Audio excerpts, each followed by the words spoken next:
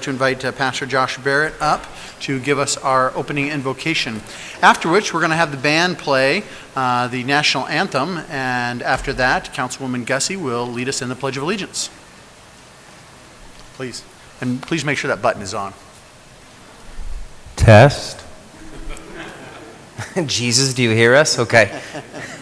Jesus, thanks for today. Thank you so much for this great city, the leadership that is in all phases here. We are truly blessed to be a part to see the entirety of growth that we've seen over the last 10, 15 years. Lord, thank you for another day of life. And today I would be remiss to not continue to pray for the city of Houston and surrounding communities. Our heart grieves for them, and it's awesome to see this country rally in support to love on a brother and sister. So, Lord, we continue to pray for the restoration of those communities. And thank you again for the vision, for the wisdom that sits on this council. And I just pray that they would continue to seek you in their decision making and bless our city. We love you, Jesus. Amen. Amen.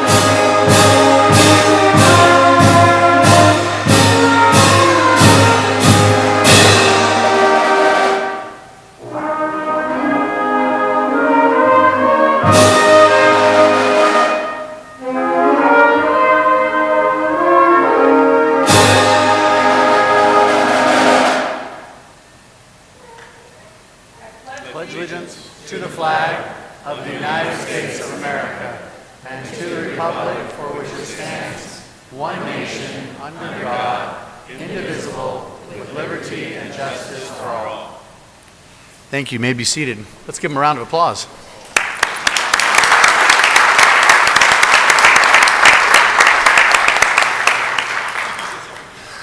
Thank you, Pastor Barrett. We appreciate you being here as well. All right. With that, we'll move to the roll call, please. Councilmember Chapados? Here. Councilwoman Gussie? Here. Councilmember Manfredi? Here. Councilmember Smith? Here. Councilmember Wade? Here. Vice Mayor Brown? Here. Mayor Price? Here. Mr. Mayor, we have a quorum. Great. Thank you very much. As you can see, we have a few people in the audience here tonight, and tonight we have our annual proclamation, Paint the Town Red, so I'll be right down.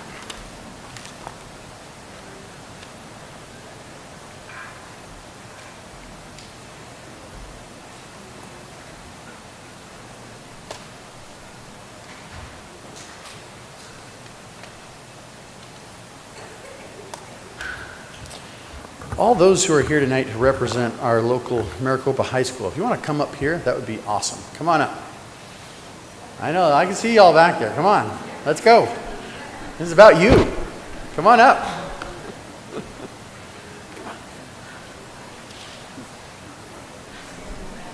Yeah, no, you stand at the front.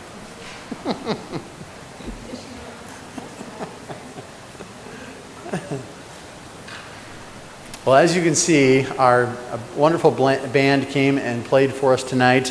We appreciate it, and I think they're going to play in just a minute a little bit more for us. But every year we like to celebrate a little bit of school spirit here.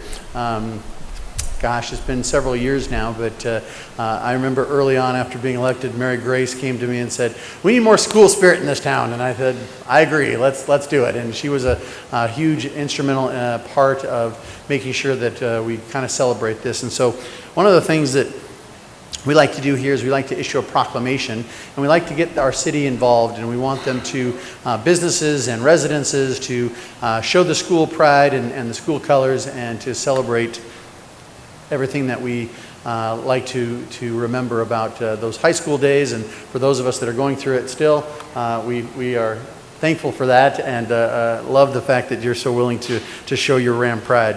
So let me start here with our proclamation. It says, whereas Maricopa High School is showing their Ram pride in honor of Homecoming 2017, and whereas community groups and individuals are showing support for our local schools by partnering with Maricopa High School student organizations to promote school spirit.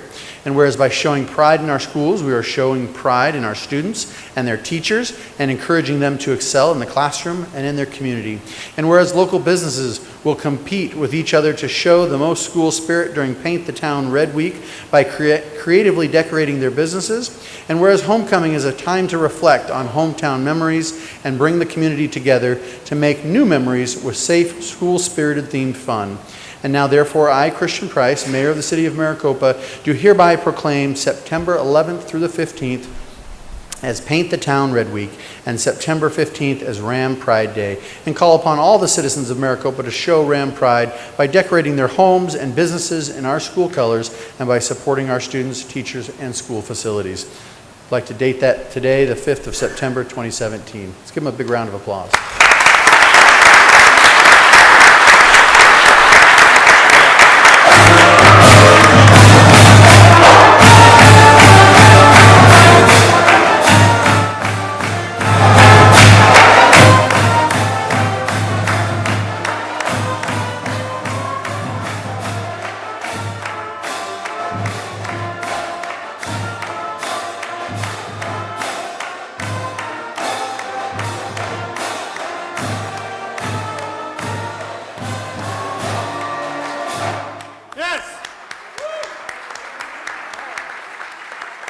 Thank you. Thank you very much. So they were so kind as to give me this special present here, and I'm told I need to open it. So let's see what it says. There we go, Maricopa Rams. All right. Thank you,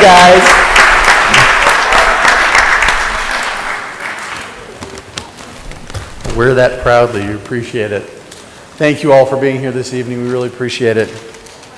Now, I do have another award to present. And I want you guys to see this because I think it's important that you understand one of the biggest things that we do as a city council is we are special stewards of your tax dollars and your funds. And while we don't always agree on the way to spend those tax dollars, I think that, you know, I'm married. I think a lot of you are married. And if you have a spouse, you probably don't always agree in finances either. And that's okay. But you find a way to work it out and you work through it. And one of the things we try and do is we try and be very transparent in the way that we deal with money. And so we have our budgets out there. We do a lot of meetings. We invite people to come. And it can be a little tedious at times and even a little bit boring. But it's really, really important that we shepherd that money very carefully and that we can account to you what we've done with it. In my opinion, those of you that know me know that I'm a financial advisor. I've always believed that there's no faster way to ruin familial relationships than through and because of money. And I think that that's the exact same thing when it comes to the stewardship of your tax dollars and your money here. So one of the things that we always like to make sure is that we are treating that money with the utmost respect. And so I want to just kind of read something to you that we sent out in the way of a press release. And it says, the City of Maricopa received the Certificate of Achievement for Excellence in Financial Reporting from the Government Finance Officers Association, or GFOA, the United States and Canada, for its comprehensive annual financial report, or CAFR. The Certificate of Achievement is the highest form of recognition in the area of government accounting and financial reporting, and its attainment represents a significant accomplishment by a government and its management. The CAFR is judged by an impartial panel to meet the high standards of the program, including demonstrating a constructive spirit of disclosure to clearly communicate its financial story and motivate potential users and user groups to read the CAFR. The GFOA is a major professional association serving approximately 19,000 government professionals and other finance practitioners. So, in short, it's a really big deal. And we would like to invite up Brenda Hassler, who is our Director of Finance, and her team, and give them a big round of applause for this certification.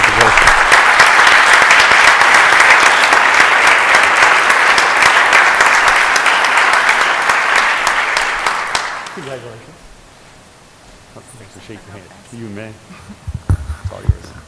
Mayor Price, members of the council, I'd like to take just a quick opportunity. I have a few of my staff here with me tonight and recognize them. Would you guys stand up for me? We have a couple more back over here too.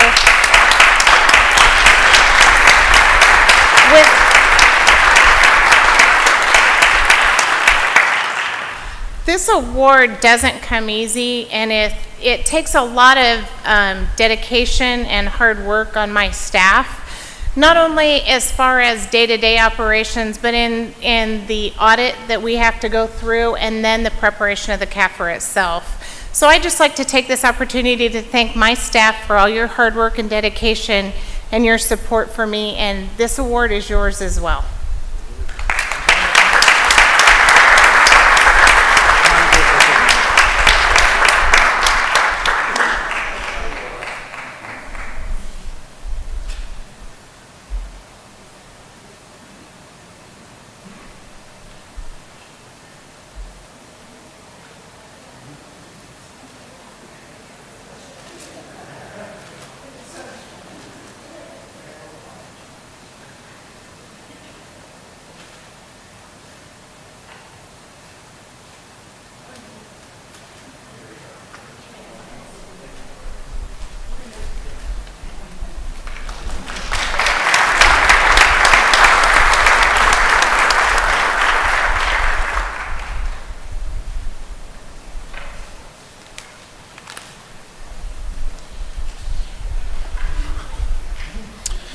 Thank you. That concludes our proclamations, acknowledgements, and awards section.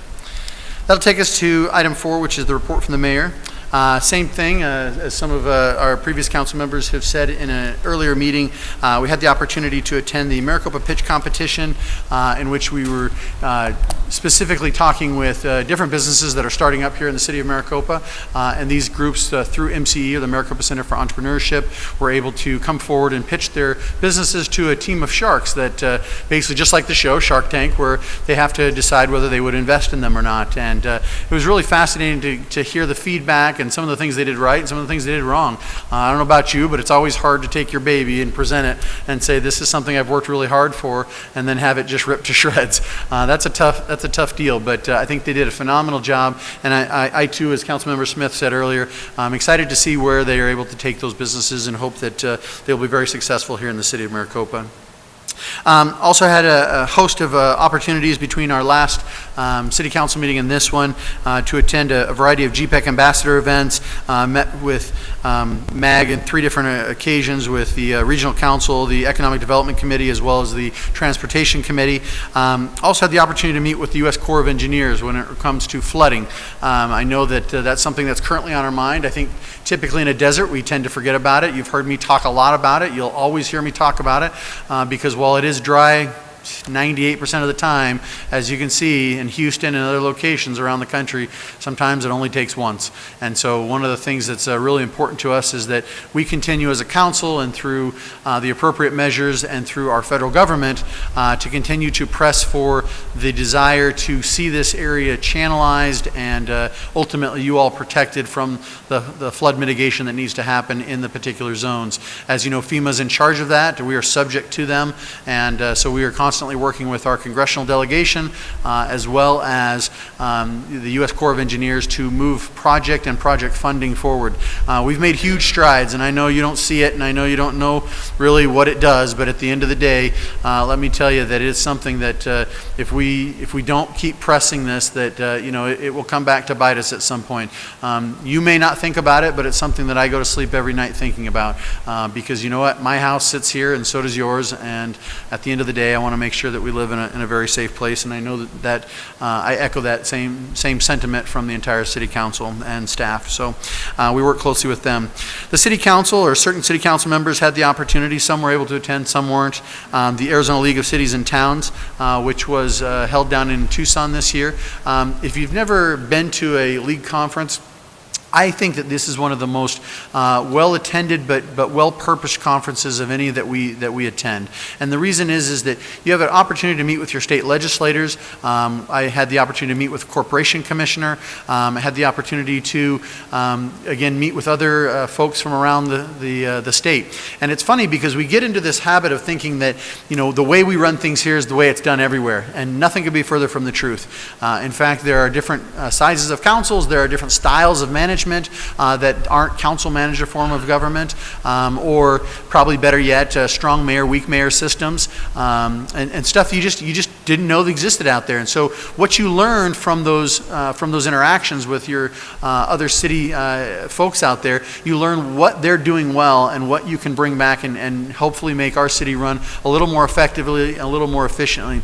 Had the opportunity to participate on a panel on how to use your city attorney a little bit better with other members from other cities, as well as Mayor of Yuma and other attorneys. We also had the opportunity to present a system that we have here called SmartGov to others and talk about its pros and cons and how it's working to save you all money. And so those are some of the things that we were able to do last week in that.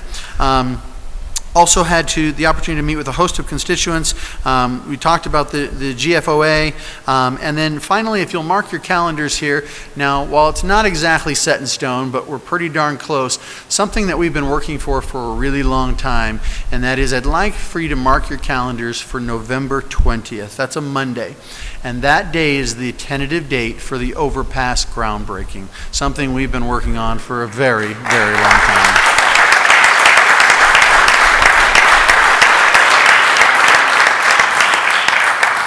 Now, as you know, when dealing with ADOT and construction companies and contracts and complicated things like that, anything is subject to movement.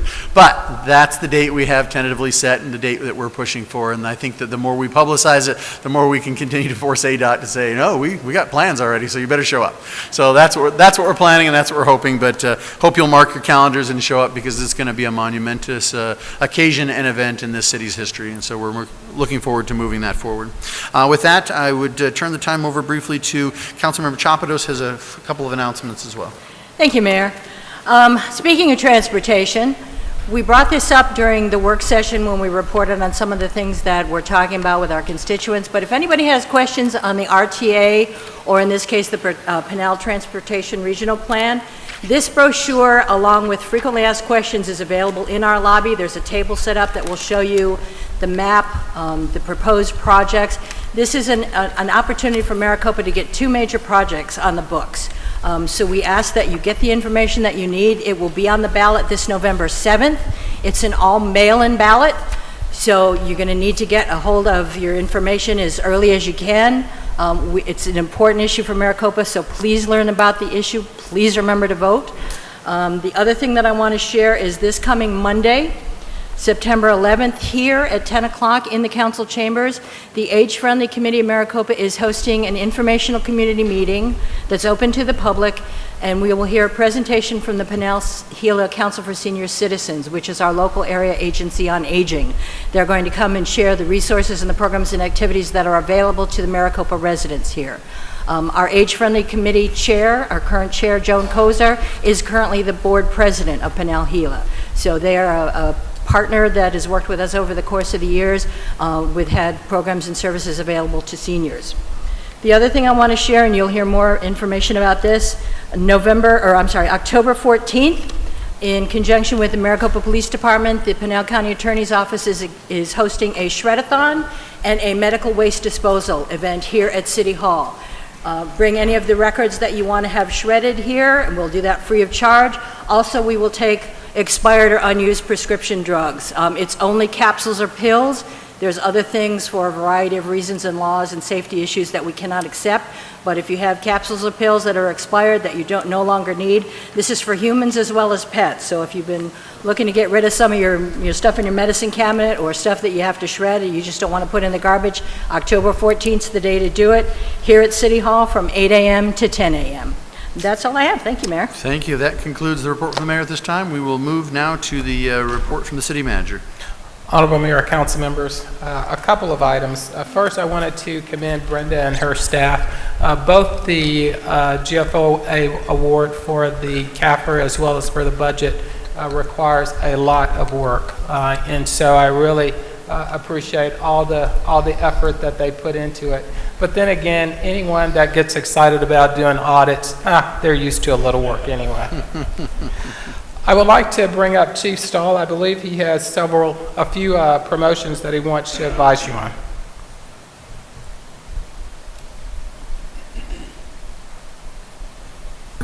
Thank you, City Manager Rose, Mayor, Vice Mayor, and council members.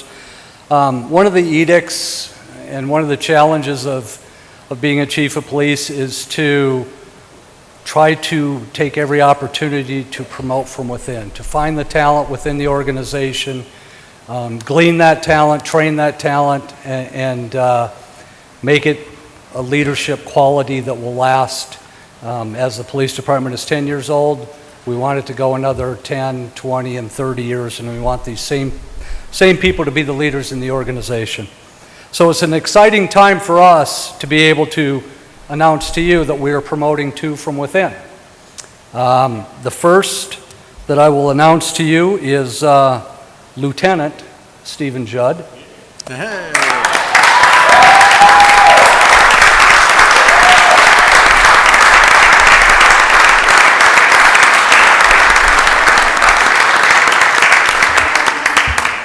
Now, Steve came here in 2007, so he's been here pretty much through the duration. He has stories to tell, and he's told me many of them. When I came here, Steve and I have a history from a prior jurisdiction, and when asked, hey, do you know this Stahl character? What do you think? Should we bring him here? He had some hesitancies, because we've had some traumatic experiences, so to speak. But Steve has done everything that this city has asked him to do, including being a cheerleader for this city. He has sat at the front of the double-wide trailer called City Hall, the complex of double-wide trailers, and protected Vanessa and the ladies up at the front when that's a very lonely place for the only police officer in the building. So Steve graciously accepted that task. And whenever I wanted to talk to Steve, I would have to go over to the double-wide trailer at the City Hall complex. And the first time I talked with him, I sat down and we were talking about some issue. I don't exactly remember what it was. And I looked to my right, and there's an AR-15 standing there against the wall right next to me. And so I said, do you really feel you need that here at this City Hall? And of course, Steve didn't miss a beat. He said, I don't, but the ladies do. Anything to make them feel comfortable. So Steve has been through quite a bit. He's been a sergeant since I've been here, and he's held a variety of assignments at the sergeant level. To say that he excelled in the testing process is an understatement. We try to put together a test, and I commend the two commanders, Commander Capping and Commander Hughes, for putting together a test that tested every bit of their capabilities, all the applicants' capabilities, to make sure that if we're going to promote a lieutenant, it's somebody that, as I've told you before, is the CEO on the street when all of our heads are on the pillows, and hopefully that person is one where we can sleep comfortably. And he did an outstanding job in the test. Now, I will tell you it was a hard test. Neola, I apologize. He had to study hard, and that cut into family time. With him today is Neola and Hebert. Neola, his wife, and Hebert, his son. And when we promote a lieutenant or promote anyone within the organization, they get promoted as well. However, they always outrank us, right?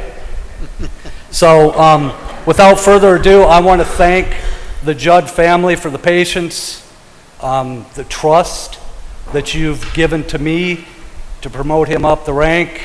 We'll keep him safe, and thank you for the patience of the entire testing process. And I'll give Steve a couple minutes to say a couple words. Thank you, Chief. Mayor, Council, City Manager. I am thoroughly proud and thankful for the the honor that has been given to me to be part of the command staff here at the Maricopa Police Department, for the trust that the chief and the other members of the command staff have given me. And I just wish to publicly re-acknowledge my dedication to this fine department. Maricopa Police Department is a stellar police agency in this state and in this country, and we'll continue to do that and make it better. And my dedication to serve the citizens of this community will always be paramount. So thank you.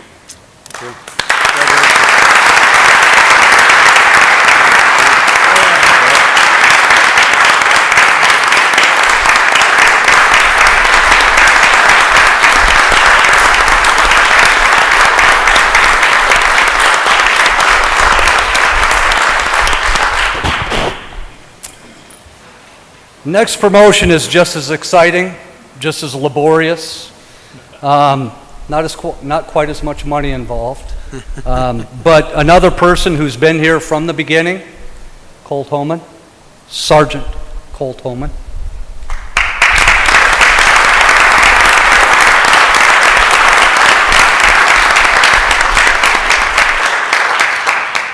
Now, when you decide to test for sergeant, some things kind of go through your mind, especially as busy as Sergeant Homan has been in his assignments. When I came here, he was a patrol officer, but aspired to be a lot more, eventually become a training officer and put together a lot of our training, and then became one of the first members on our special response team. Now, the special response team, while a lot of work, is a whole lot of fun. I mean, you get to train with some of the coolest tools, get to press yourself to the limit, both physically and mentally, and make sure that you and your team are safe in everything you do. And when you promote to sergeant, you know you're going to have to give all that fun up. And that's a hard thing to do. I had to do that because there can only be one sergeant of an SRT team, and you cannot cross supervisor responsibilities in those tasks. So it's one of those tough decisions. Now, I'm not kicking him out quite yet because we got to find his replacement. That's going to be really tough to do. It's tough, big shoes to fill. But Colt took on the challenge, and I remember when he was our training officer and he had tested the first time to become a sergeant, he was a little disappointed. We had a chat, and both of us agreed he needed to go to the street to learn the fine arts of being a police officer again, and to hone those talents and make sure he knew those talents so that he could lead his people to make the right decisions. He did that for this organization and for leadership qualities, and leaders do that in organizations, and Colt has stepped up. Now, this is kind of an exciting time for Colt as well, because his family is pretty important to him. His wife used to work at a uniform store, and she's now, I think, with his promotion, she can officially retire. But they've just recently, 11 days ago, had a young, healthy baby boy, Cristiano Homan.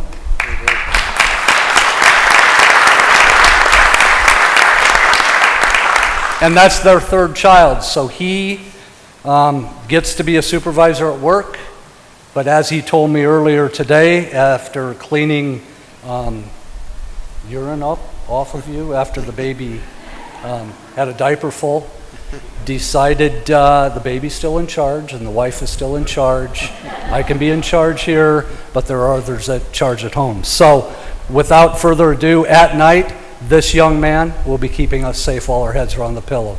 I give you Sergeant Colt Homan for a couple words.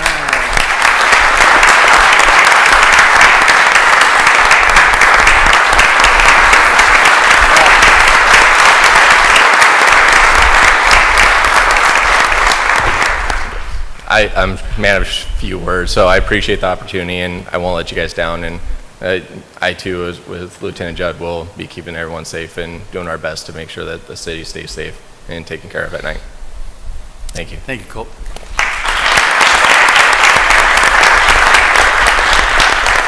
Thank you, Mr. City Manager. Thank you, Chief. Mayor, there's only one other area I wanted to advise you on that has to do with our building permits.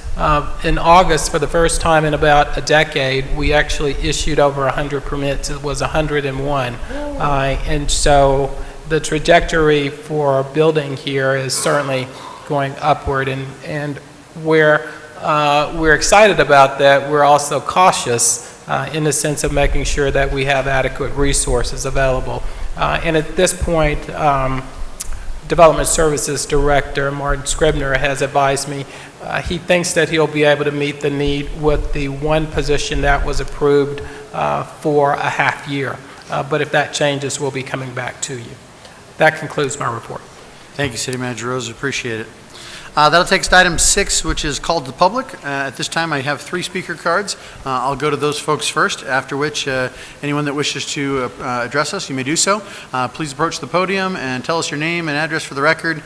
Please note that if you have questions, we do want to hear them, but we can't answer back just because it's legally we're not able to due to the fact that it's not agendized. But we'll make sure we get with a staff person and we'll make sure we get those problems solved for you. But anyways, in the meantime, we'd like to invite Jim Schoaf to please come forward.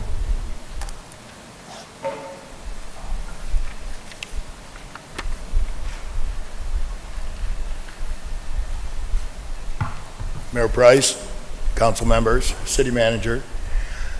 You all know who I am. I'm Jim Schoaf. I run Maricopa Pantry, and I'm the director of Mountain View Community Church Food Bank. We've been serving the people of Maricopa for a little over 13 years now. And the state of Texas has gotten my heart.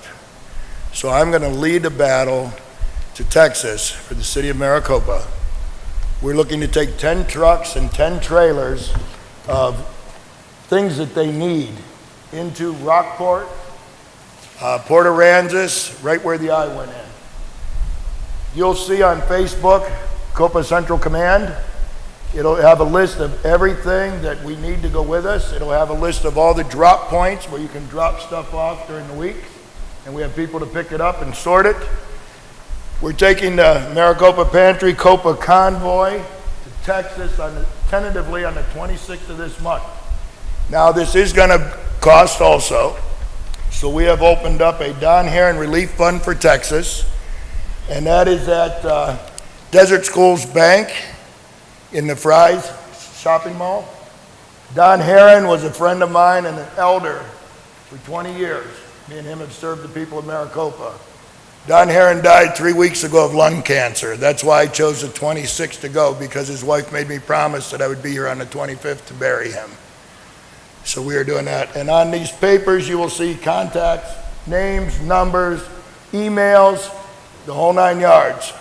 And what I ask, Mayor, is I would like to have your blessings to lead this, and I would like to have the support. You will see these papers all around town, and all these things around town. We will be at Kids Day. We will have a truck there and a fish bowl there to fill. And we're not going to be able to do this without the fine people of Maricopa behind us. But it's time to show the state of Texas what the city of Maricopa, Arizona is made of, and we're ready to lead that fight. Thank you, Mayor Price. Thank you, Jim. Appreciate it. Good luck.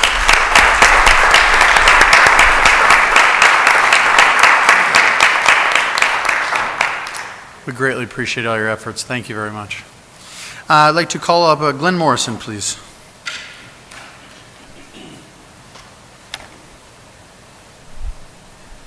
Mayor Price, thank you. Council member, city manager, fellow Maricopans, it's nice to meet you. I'd like to take a couple of minutes and introduce myself, not only to the council and the mayor, but to my fellow Maricopans. The reason for that I'll make clear in just a moment. This week marks the 6th anniversary of my service to my fellow Maricopans and to the citizens of Pinal County as a member of the Pinal County Sheriff's Office Patrol Posse. For those of you who are not aware of it, the Pinal County Sheriff's Office does have a volunteer organization, and I'm proudly a member of that. I've been serving in that capacity, as I said, for 6 years now. The reason I mention that is because I'm stepping up my game a little bit. I'm here to introduce myself as a mayor for How did that happen? I want your job. I can go home. It's a comfortable chair, excuse me. As a candidate for constable.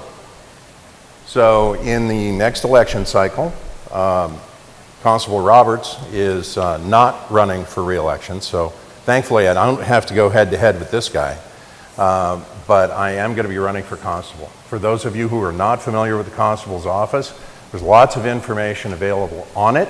I'll be more than happy to discuss it with anybody who wants to know about it or know about me. I'll be available out front after the council meeting to meet with folks and introduce myself and tell you about me and my background. Same goes for council members or Mr. Mayor. And thank you for your time. Please let me know if I can be of any assistance. Folks, thank you. Thank you very much. Appreciate it. I have one last speaker card, and then we'll go to just anyone who wishes to approach the podium. George Sokol. George, come on up.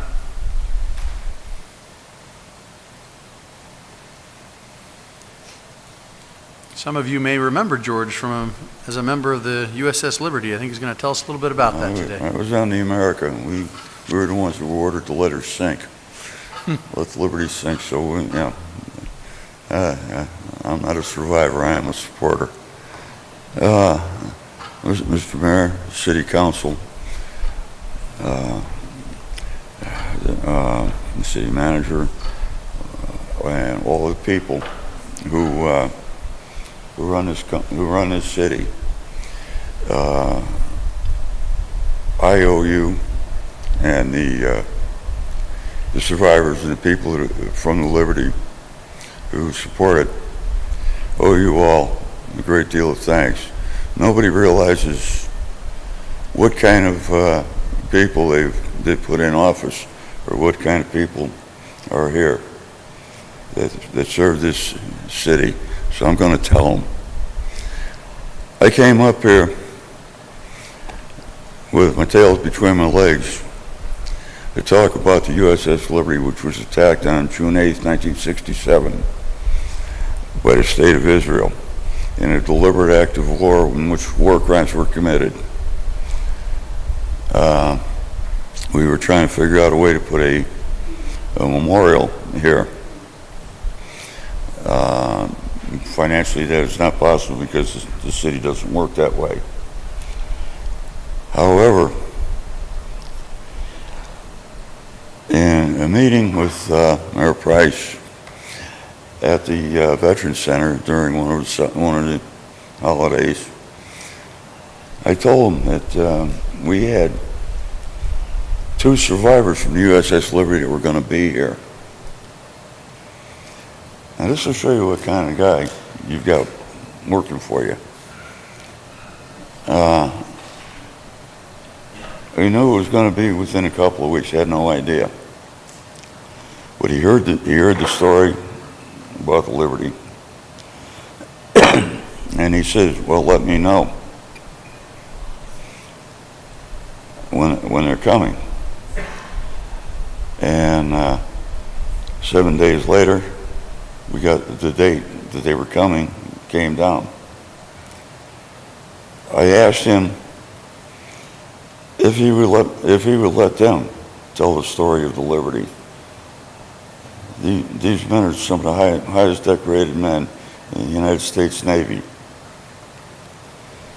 And I asked him if we could do something a little different by telling the story through a documentary.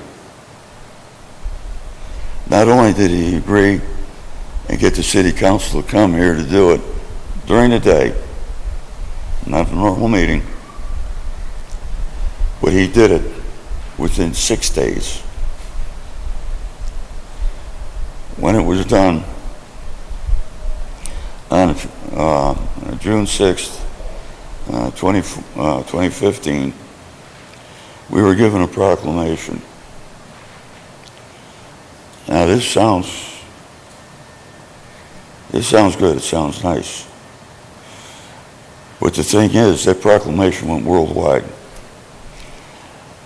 It's been, from what I understand, it's going to Australia, Ireland, England, some places you can't even imagine, like Pakistan and Iran. It's going to Palestine. It's going to Israel. It's going to countries all over the world. For that matter, I'm waiting for an interview from Cambodia. I also have an interview that I'll be doing from in England, I believe. Every time this comes up, the city of Maricopa comes up. The city stood up for us. And when we came here, we decided that it was such a great place, we would have a memorial here. And any of you know the Delcados that own the Raceway Bar and Grill. For 2 years, he allowed us to host it there. In 2016, we had a little bit of a surprise. I gave the mayor a copy of the DVD from that day. The son of one of the Israeli generals that was ordered to attack the ship came here in support of us. That's right, he's an Israeli. And he came here to support us, and we had 6 other people. We had men from my ship, the USS Liberty, or the USS America. We had men from the Saratoga. There's a total of about 12 that we've done, or that we've found, and we've created a book about it. If anybody is Native American here, or knows a Native American, it has to be a Papago. USS Papago was prime in rescue of that ship and in making sure she got home in one piece. And by that name, if you can't be proud of them, then I don't know who the heck you can be proud of, because I sure am.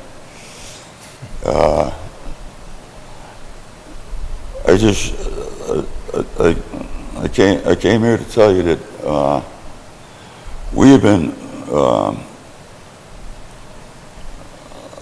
told that we couldn't get a thing through the American Legion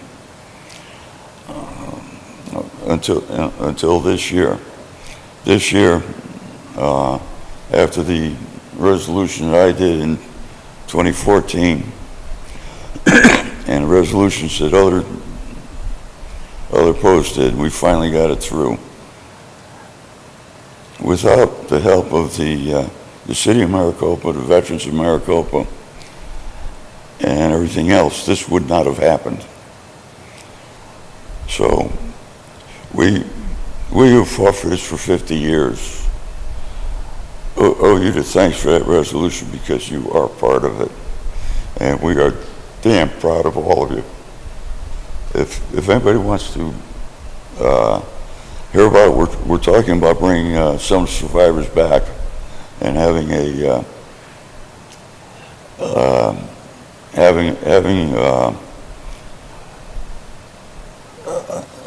I don't know what you call a meeting or whatever to tell the story. The Liberty is the most decorated ship in United States Navy history. In the history. I'll just give you a few of them. Medal of Honor, two Navy Crosses, 38 Bronze and Silver Stars, 208 Purple Hearts. Every one of them got combat ribbons. And we've actually had some people try to take them away from those guys. This will tell you, it's Israel under their American-Israeli Political Action Committee has been trying to stop this from happening for 50 years. This year, it's going to happen. If anybody's interested in the book or anything, I'm going to try to get it in Maricopa and the Maricopa Monitor, so that you'll be able to get the information. If anybody wants to talk to me about it,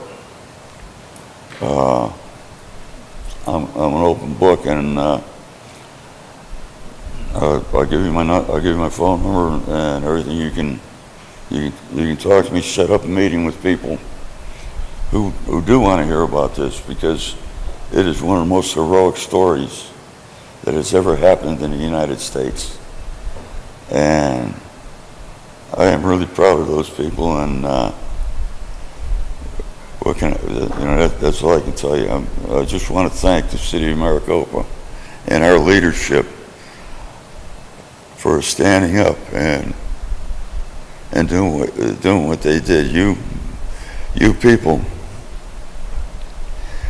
brought us from our heels back to standing.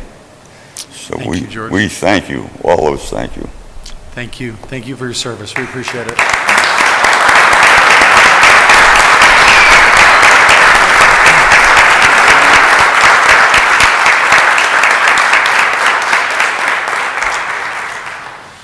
Thank you. That includes all the speaker cards I have, but if others would like to approach the podium, the time is yours.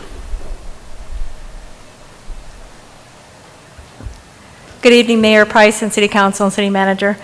On behalf of the Maricopa Unified School District, I want to thank you for your proclamation this evening, as well as all of your support that you have given us throughout the years. And I want to invite all of you to Ramfest. It's next Thursday. It starts at 6 p.m.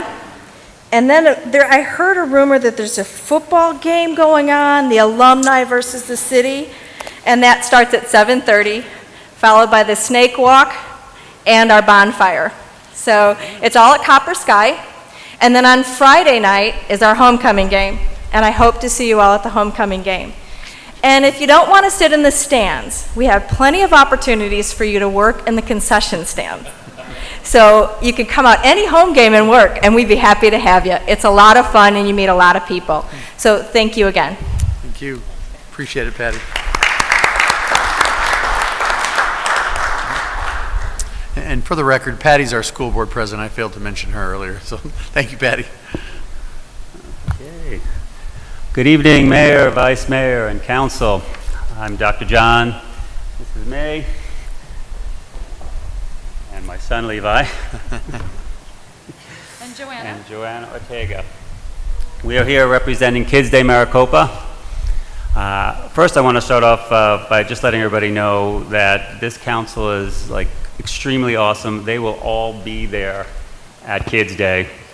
And I don't know how anybody's going to have the energy after Thursday and Friday and what have you, but Saturday we have Kids Day, which some are familiar, but some of you may not know. Kids Day is health, safety, and environmental awareness for kids, and we teach them in a very fun way. We try to enhance it where at every booth they have something that they learn, but it has to be interactive and fun. And you're not allowed to sell anything there. It's a free day, free food, free drink, free toys, balloons. We have giveaways, bicycles, and what have you. But the focus is on safety. So we do things, we had 91 stations last year. Some examples would be water safety and bike safety and anti-drug messages as well. And we are going to have a lot of real fun things. I think the Rattlers, Sidewinders are coming out to dance. We have Smokey Bear, the Phoenix Suns, and the Gorilla and the Street Team are going to be there.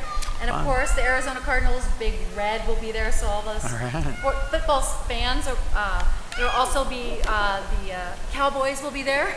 So I don't know if we'll have a playoff there or not, but the Harlem Globetrotters are going to be coming out too. Yep. We have a number of things coming. We would like to thank our sponsors. We have, Chin has partnered with us every year, and they help us. Hensley is a bottling company and delivery, and they bring all the drinks for the event, and the UPS store helps us out with so many things as far as the flyers and things like that. Please. And I'd like to thank Premier Orthodontist, Ace Hardware, Global Water, Journey United Methodist Church, Ultrastar, Southwestern Pediatrics, Aspen Orthodontics, Great Western Bank, and of course the City of Maricopa and Copper Sky. The Rotary Group has helped us, the Rotary Club. Possible without the Rotary behind the scenes helping us coordinate, being at every one of our weekly meetings at headquarters. And the Lions Club. Volunteers. I don't know if you'd like to say a few words, Joanne? Or Good. Thank you, Joe. Okay. So thank you. We are very excited about Kids Day. We can't say it enough. This is the 10th year that this has been done for the community. We have upwards of 7,000 people that attend throughout the day. And as Dr. John said, everything is free. So we're very glad to be able to do that. There's a lot of work. Everybody's invited, and as I've said earlier this evening, if you don't have kids, you're welcome to come and enjoy all the kids that are there, and you're even welcome. You can come see me, and I'll put you to work. So we're very glad to be able to do that. And so, do you have anything more to say? Oh, Julia, I just wanted to shout out for the car show at Ultrastar with the Chihuahua Fest right after Kids Day. We'll be there from 4 to 10. Kids Day is from 10 to 4 at Maricopa Wells Middle School. And our son is so anxious to say something. Okay, it's your turn. Say something. Yeah. Yes. Really? Yes, what's your favorite? Cotton candy snow cones. Cotton candy and snow cones. Thank you to the food banks. Yeah. We'll be there. Yeah. We'll have lots of delicious fun treats. Yummy. Yes, thank you. Thank you for letting us know. Thanks, you guys. We appreciate it. Thank you.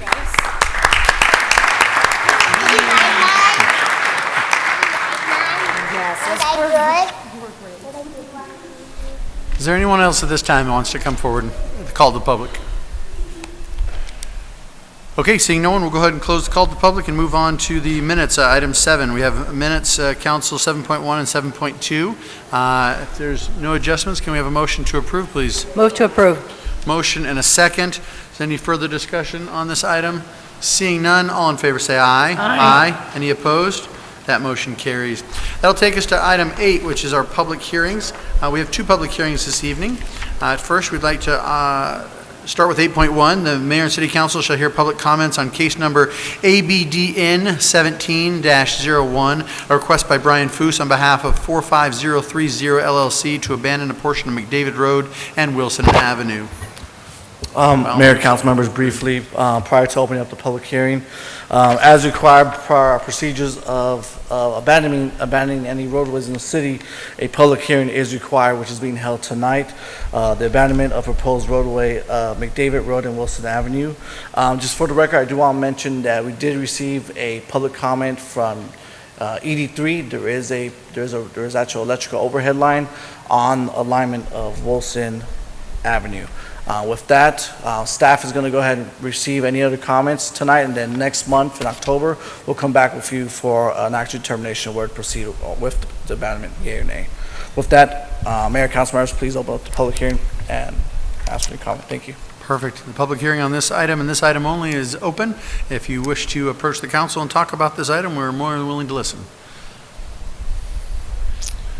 Seeing no one, before I close it, I do have one question, and that is how do we intend to deal with that fact? I mean, I know that creates a right-of-way with the electrical lines. What transpires there? What we're gonna, after tonight's public hearing, we're gonna go ahead and get all the comments that we received.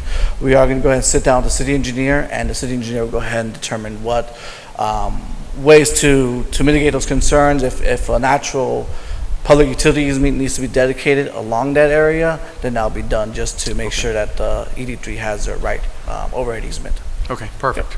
Thank you. Any other questions, council?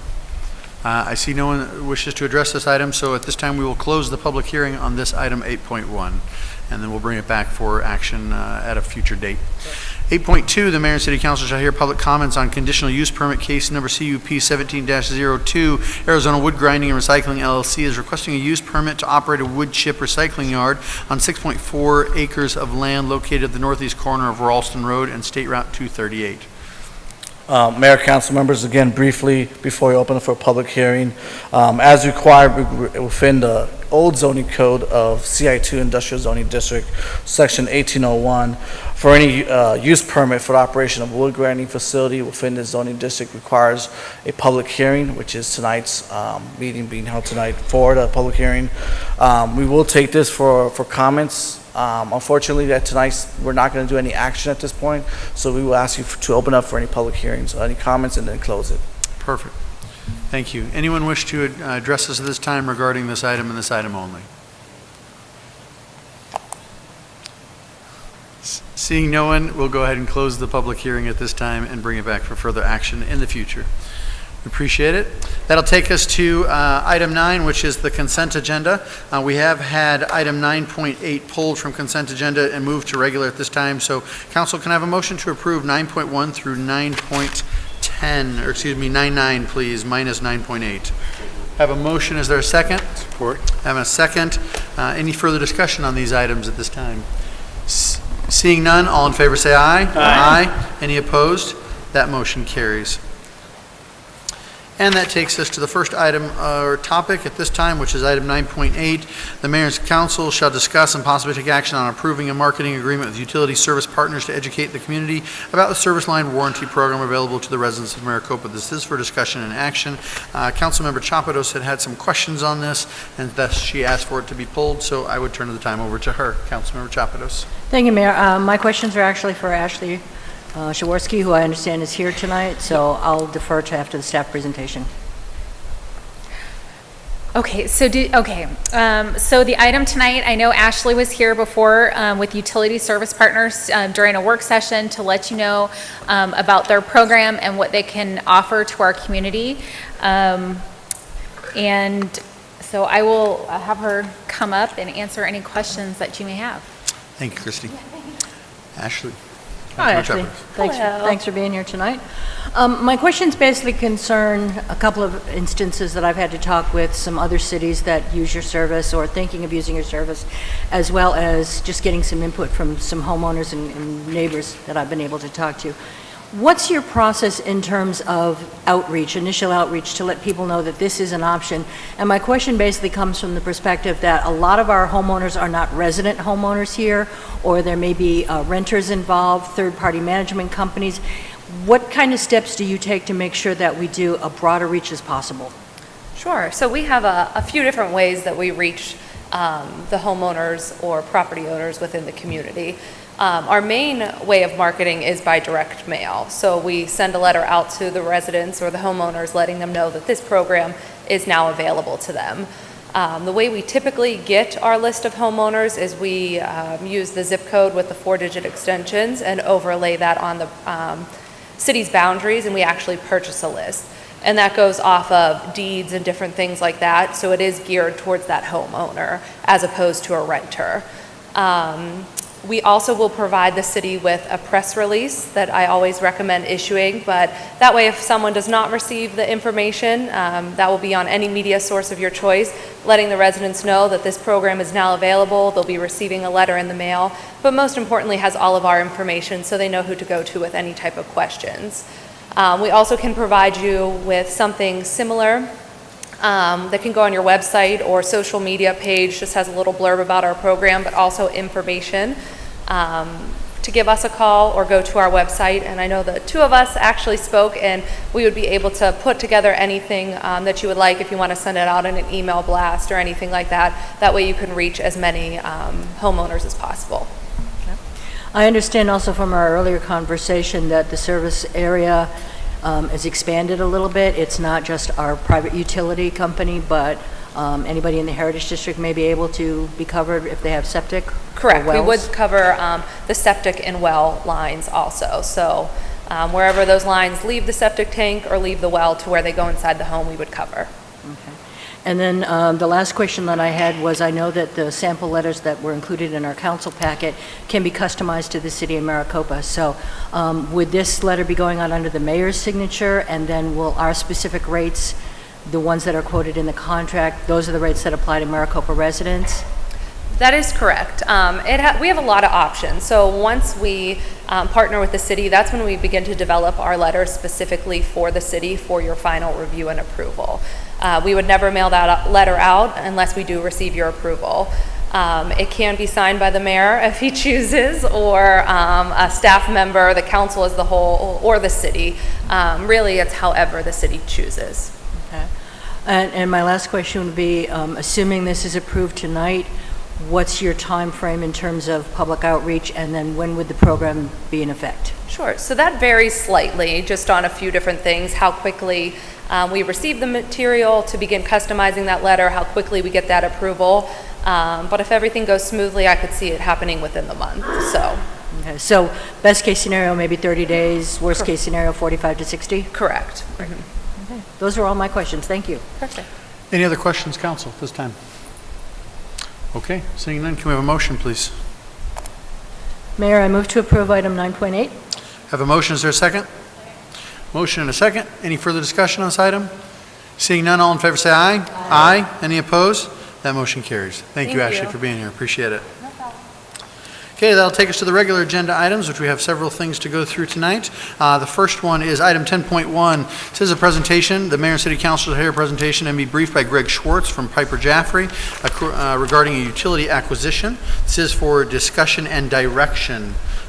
We will turn it over to Greg Schwartz. Come on, Greg. Come on up. So for those of you that don't know Greg, Greg is our financial advisor. But he also happens to have a long track record in history of being involved in probably every water utility purchase in the history of Arizona. Just kidding. Not that far back, but maybe not everyone, Mayor, but close to it, it seems. All right, well, that's good. So the question that has arisen to this council and many before us, I think, is one that resonates with just about everybody, which is, why doesn't the city buy Global Water? And so we have some Global Water representatives in the audience today for those types of questions as well, which is great. We're glad you're here.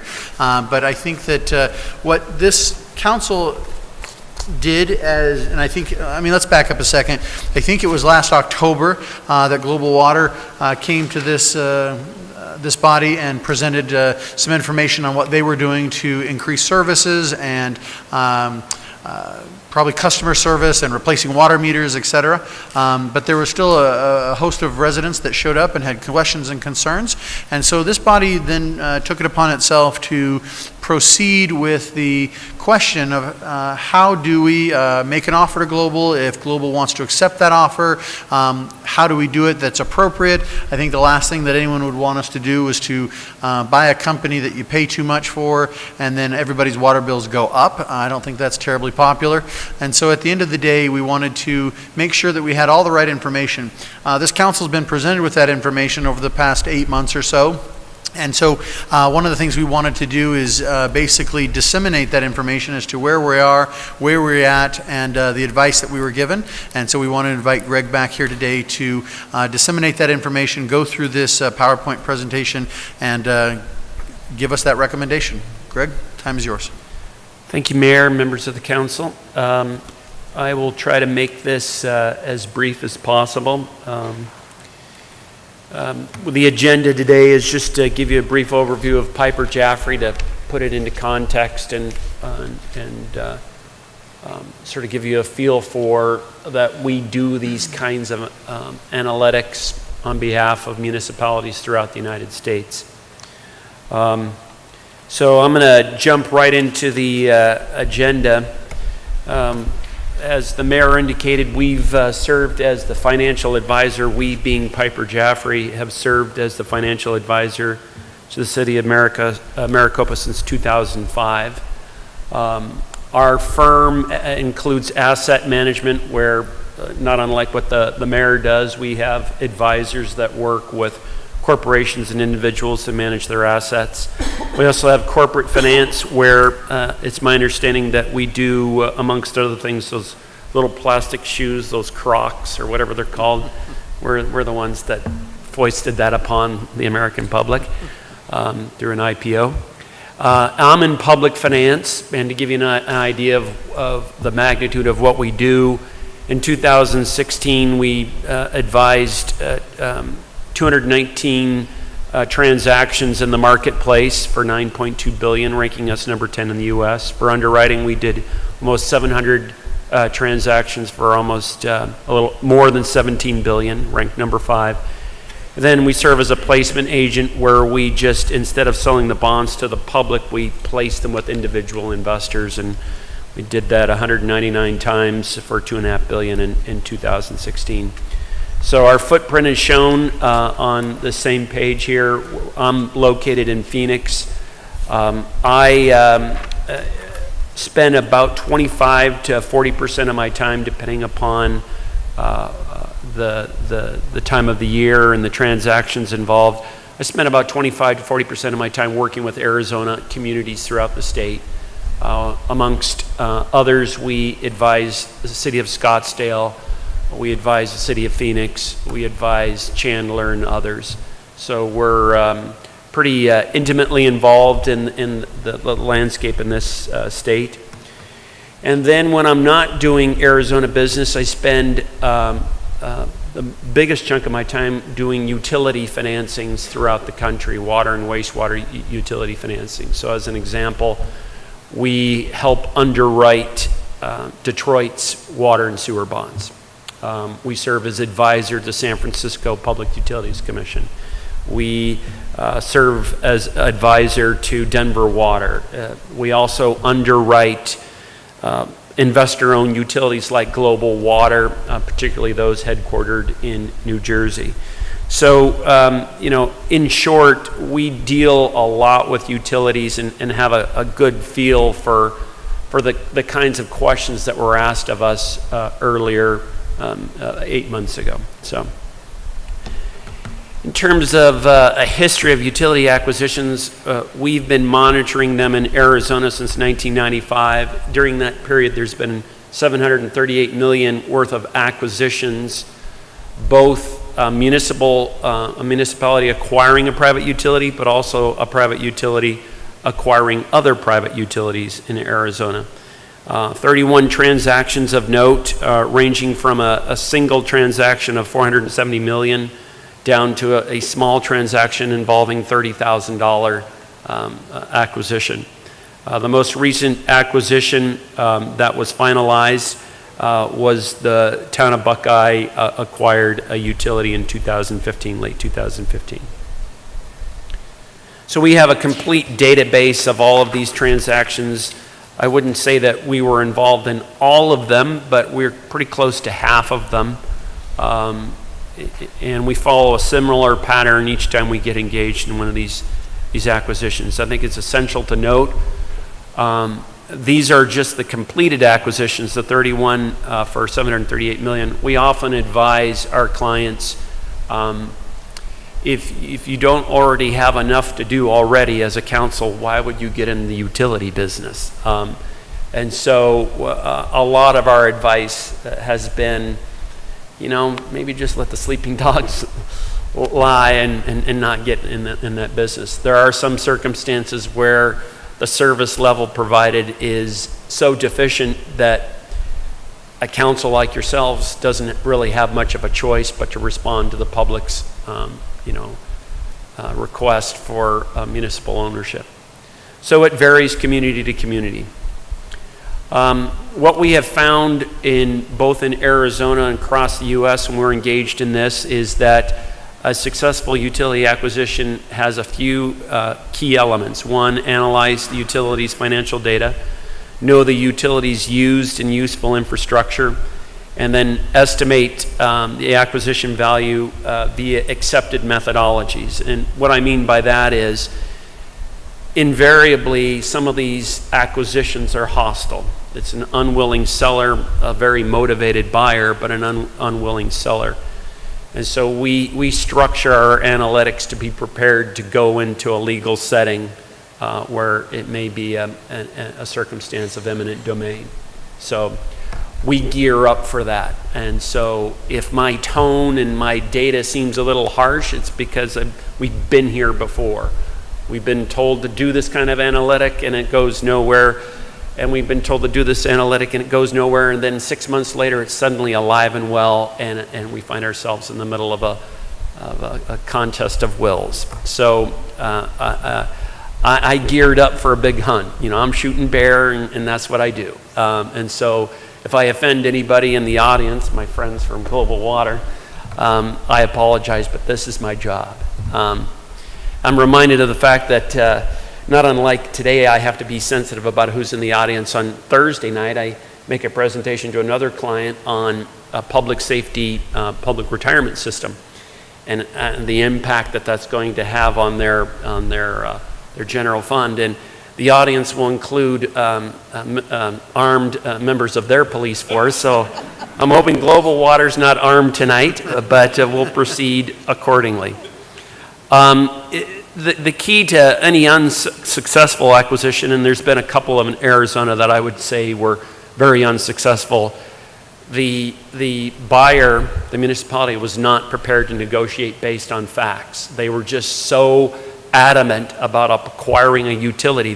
They didn't you know, essentially check their facts. And so we've seen some acquisitions that were inflated value, not supported by existing revenues, and led to increased rates and charges. And in a couple of circumstances, the acquisition required the community to pledge its sales tax to make the transaction work. And that's never a good idea. I'm glad to say that every acquisition we've been involved in has been essentially a leveraged buyout. The existing rates and charges supported the acquisition. In those where we weren't involved, sales tax was part of the transaction. Just a brief overview of Global Water based on what their website says and what their annual reports say. Essentially, they have 2 utilities, as you know, serving Maricopa, and then they have 7 other Arizona utilities. And not unlike a lot of utilities, investor-owned utilities in this state, the key to all of this is getting a franchised area. You're essentially providing an essential service as a monopoly provider in a franchised area. And once you get that, you do whatever you can to hang on to that franchise. And we are carefully following current Arizona Corporation Commission discussions about going in and taking away a franchise from a utility. And so our view on that is there has to be some compelling reason to eliminate someone's franchise. So this just gives you a background on Global, just to put it into context even further. Using data that from a few months ago, based on annual reports submitted by Global Water to the Arizona Corporation Commission, they have total gross revenues in this state of essentially $28 million. Of that, 95% of that $28 million is generated by the 2 utilities that serve Maricopa. So a large percentage of what they do is generated within the 2 utilities that serve Maricopa. The other remaining utilities, just like several other providers in this state do, several other investor-owned utilities, are holding on to franchises in anticipation of those areas growing and they're being the service provider. So what Global is doing is not unlike what we see other utilities doing in this state. In terms of rate base, that is how you essentially justify in front of the Arizona Corporation Commission what your rate of return is. They have 87 million of rate base, of which 94% of that rate base, that infrastructure that provides the service and generates their profit, 94% of that is in Maricopa. It is essential to note that Arizona Corporation Commission, like most utility regulators in most states, the utilities that serve Maricopa cannot subsidize the utilities that serve another franchised area. So the utilities in Maricopa are not being used to prop up these other utilities in anticipation of them growing. So that's essential to note. Even if they wanted to do that, the Arizona Corporation Commission has a lot to say about that. So in their defense, this is what we see utilities do, not only in Arizona, but across the U.S. Grab the franchise, grab it as early as possible, hold on to it in anticipation of growing into it. We were asked to look at and estimate the value of the utilities that serve Maricopa. Over the years, we've learned that the best valuation methodologies, again, are those that seem benign at first, but end up being part of some larger legal discussion, eminent domain discussion. So we gear up for a fight.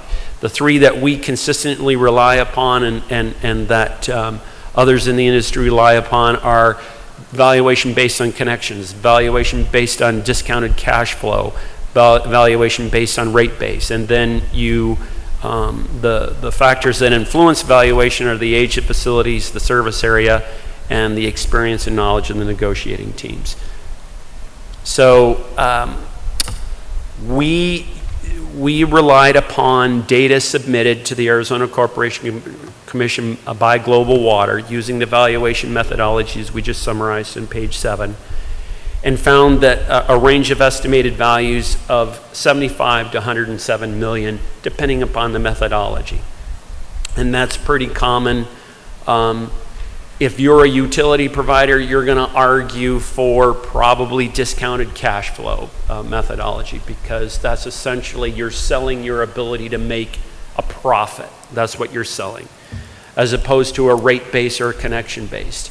So we've used these methodologies throughout the U.S., and like I said, sometimes it's very benign. It's a willing seller. Sometimes it's an unwilling seller. And we gear ourselves up for that legal interface. When we compared our methodology to Global's estimates, it's essential to note that we only looked at the utilities serving Maricopa.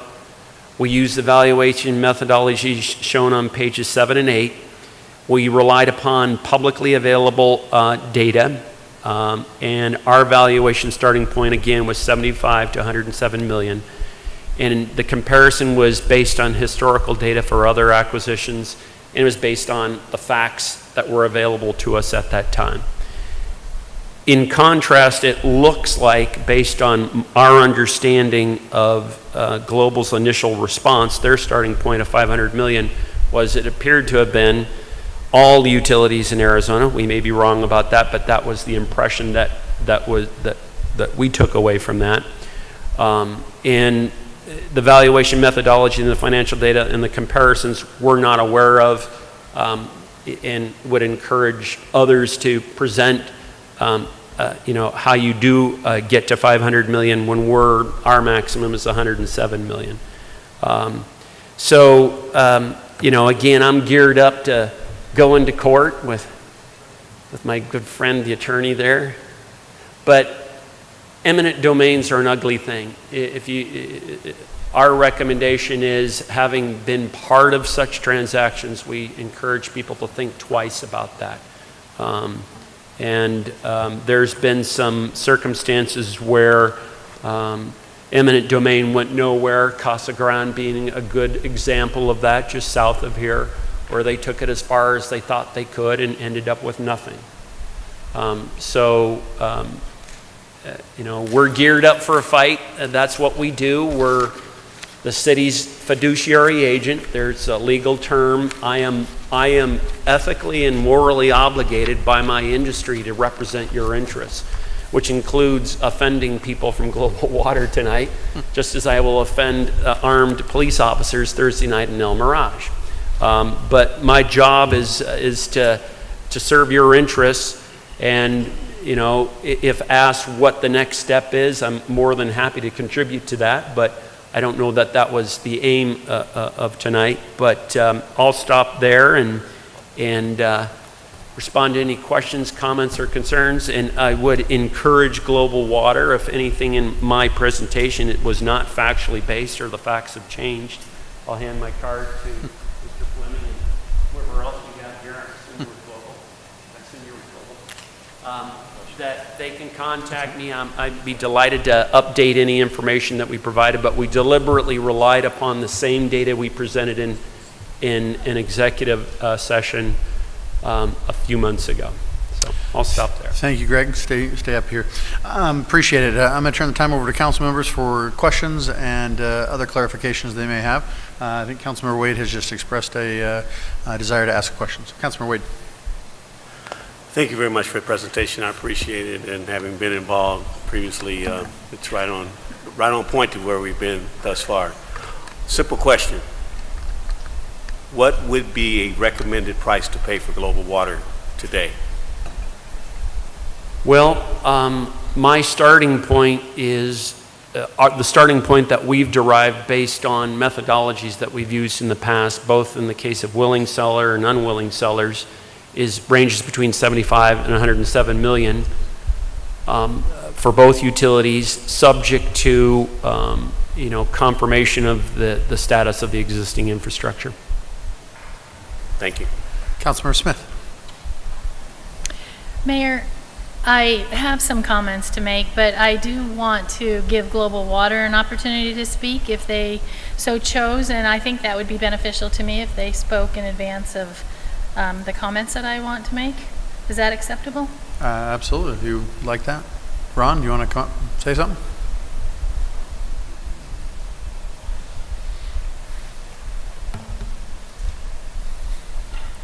Good evening, Mayor, City Council. Appreciate the opportunity to come up and speak. I'm a little bit taken aback about this presentation, to be honest with you. I've never spoken to this gentleman. I think the entire conversation that I've had with the city on this to date has been 20 minutes with the city manager in 2 different instances.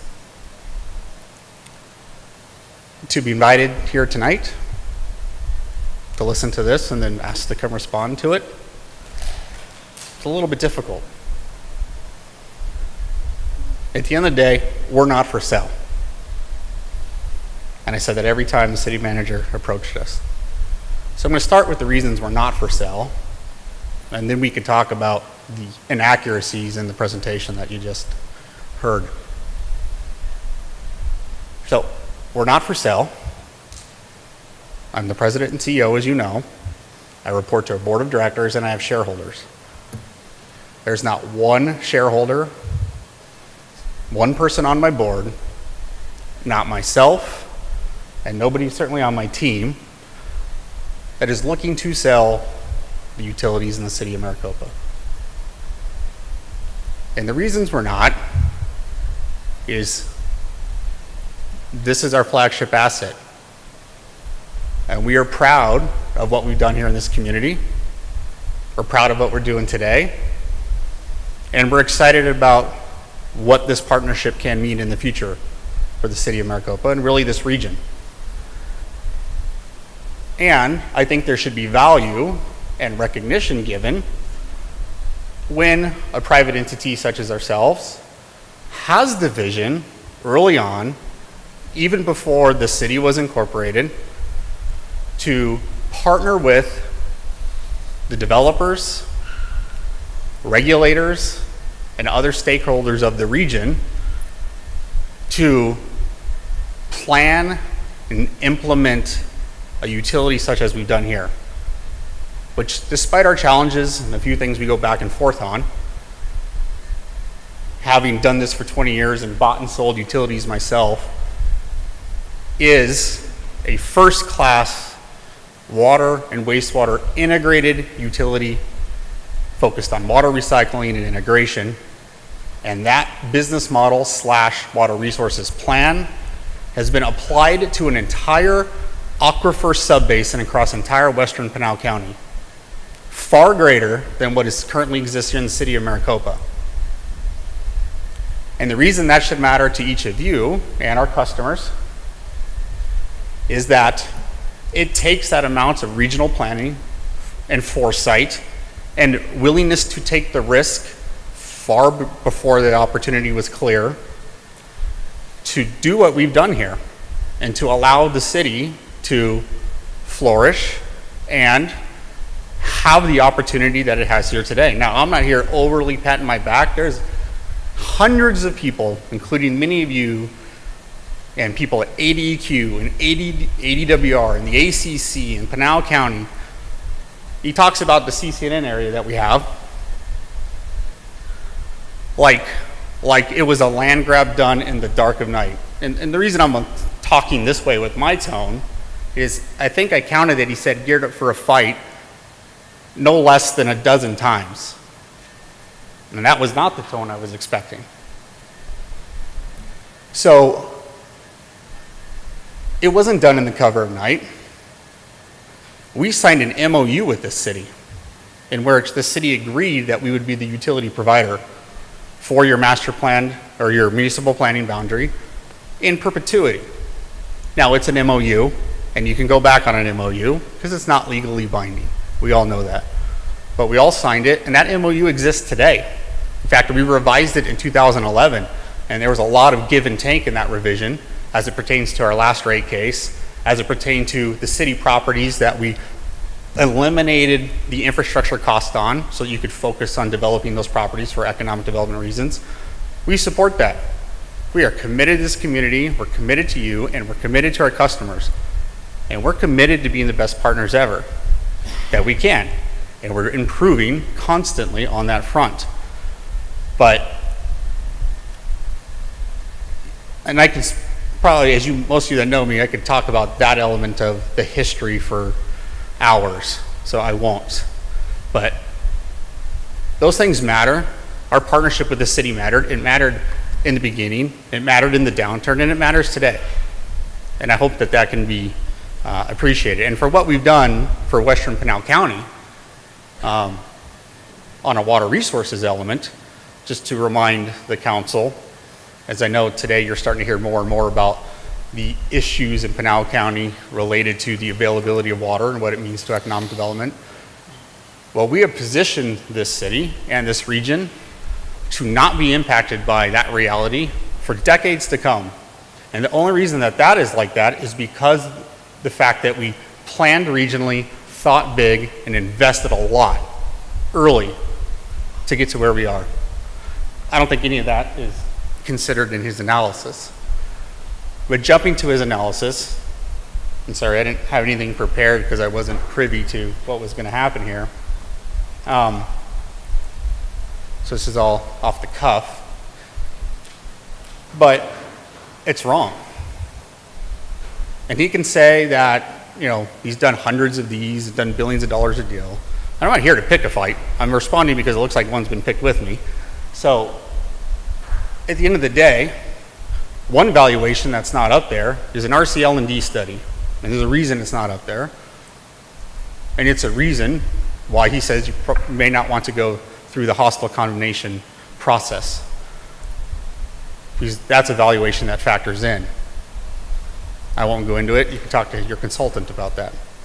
But that aside, we're not here, I'm going to step back now, to pick a fight. I'll meet with your consultant if you want to. I can show him where the $500 million came from, which I know, based against his number, seems extreme. But we're a publicly traded company. It's not rocket science. You can look at what our investors think our company's worth and do some math, add the debt that we hold on these utilities, and it's $350 million before tax consideration, et cetera. Okay? So, you know, his job is to find the cheapest way to present this to you so that he can go fight and get paid well for it. But at the end of the day, I'm asking you, based on our history, based on the last year that we've spent both sides more dedicated to this partnership and talking about where we can go together versus what the opposite looks like, to you know,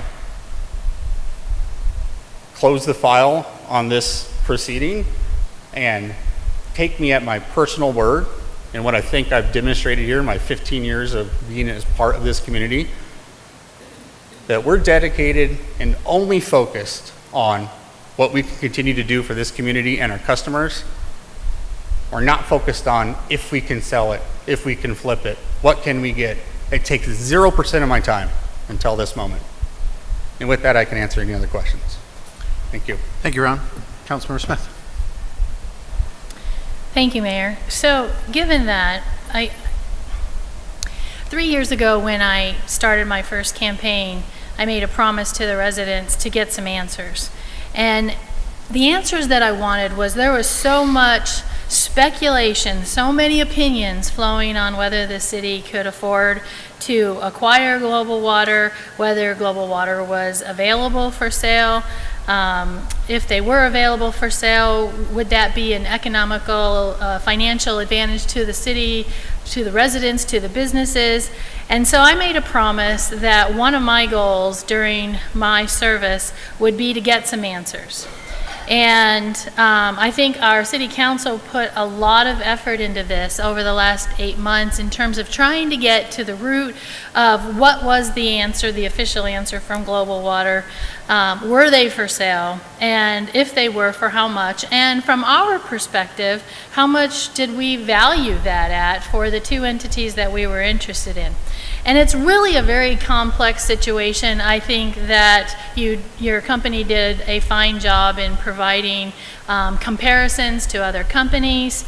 I understand what Ron's perspective is from Global Water.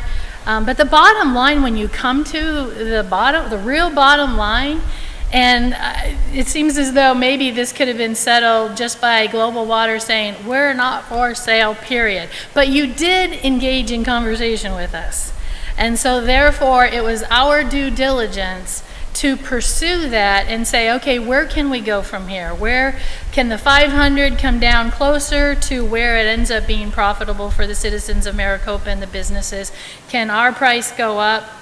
We did engage in conversation, and so I think it was important for the council to do some due diligence with regard to determining where that played out.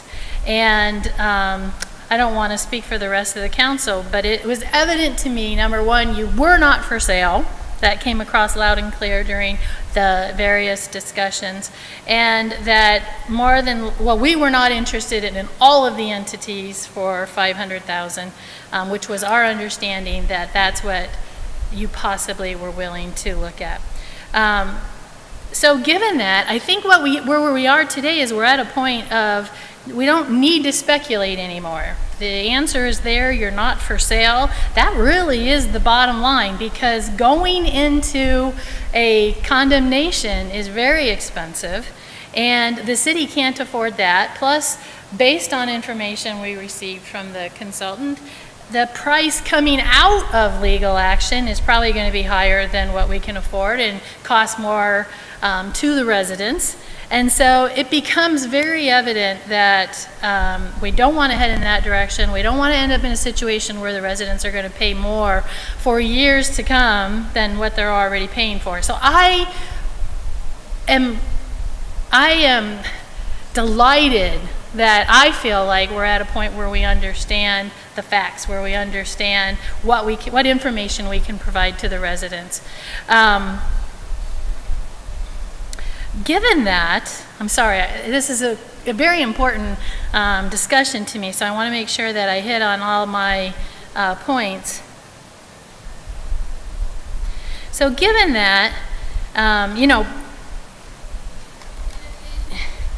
we're in a situation, and I've had some great conversations with Ron and with John, and I think that that is hugely important in regards to the multiple conversations that we have, because we need to make sure that we're in a situation where the fact that it is not going to be economical for the city at this point to purchase Global Water, that we are working in partnership with Global Water. And so my questions to Ron and to John is, how are we going to make this experience better? I even asked them questions like, why do you want to hold on to a company that the residents and the businesses are so frustrated with? And Ron mentioned his passion for water management, and John mentioned his passion. And at this point, it's something that I have to believe that they have in regards to the best interest of Maricopa.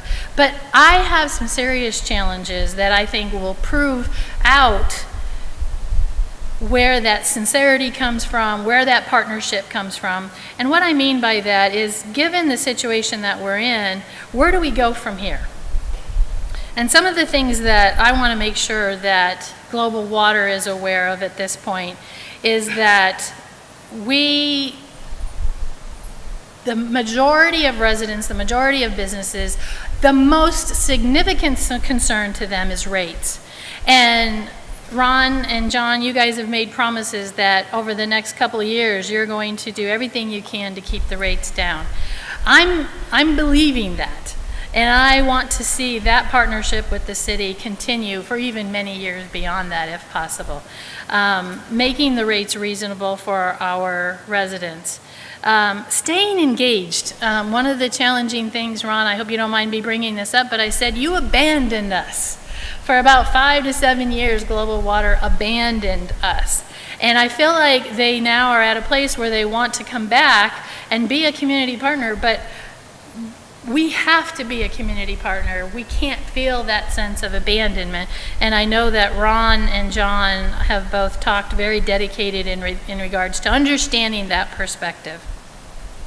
So staying engaged, I've talked to them about staying engaged. And what does that mean? That means going to the HOA associations and talking about, I brought up an example of the Province residents having major concerns. Go to the HOA at Province, go to the HOA at Homestead, talk to the residents about their concerns, learn what their frustrations are. And I think that's really critical and very important for the residents of Maricopa.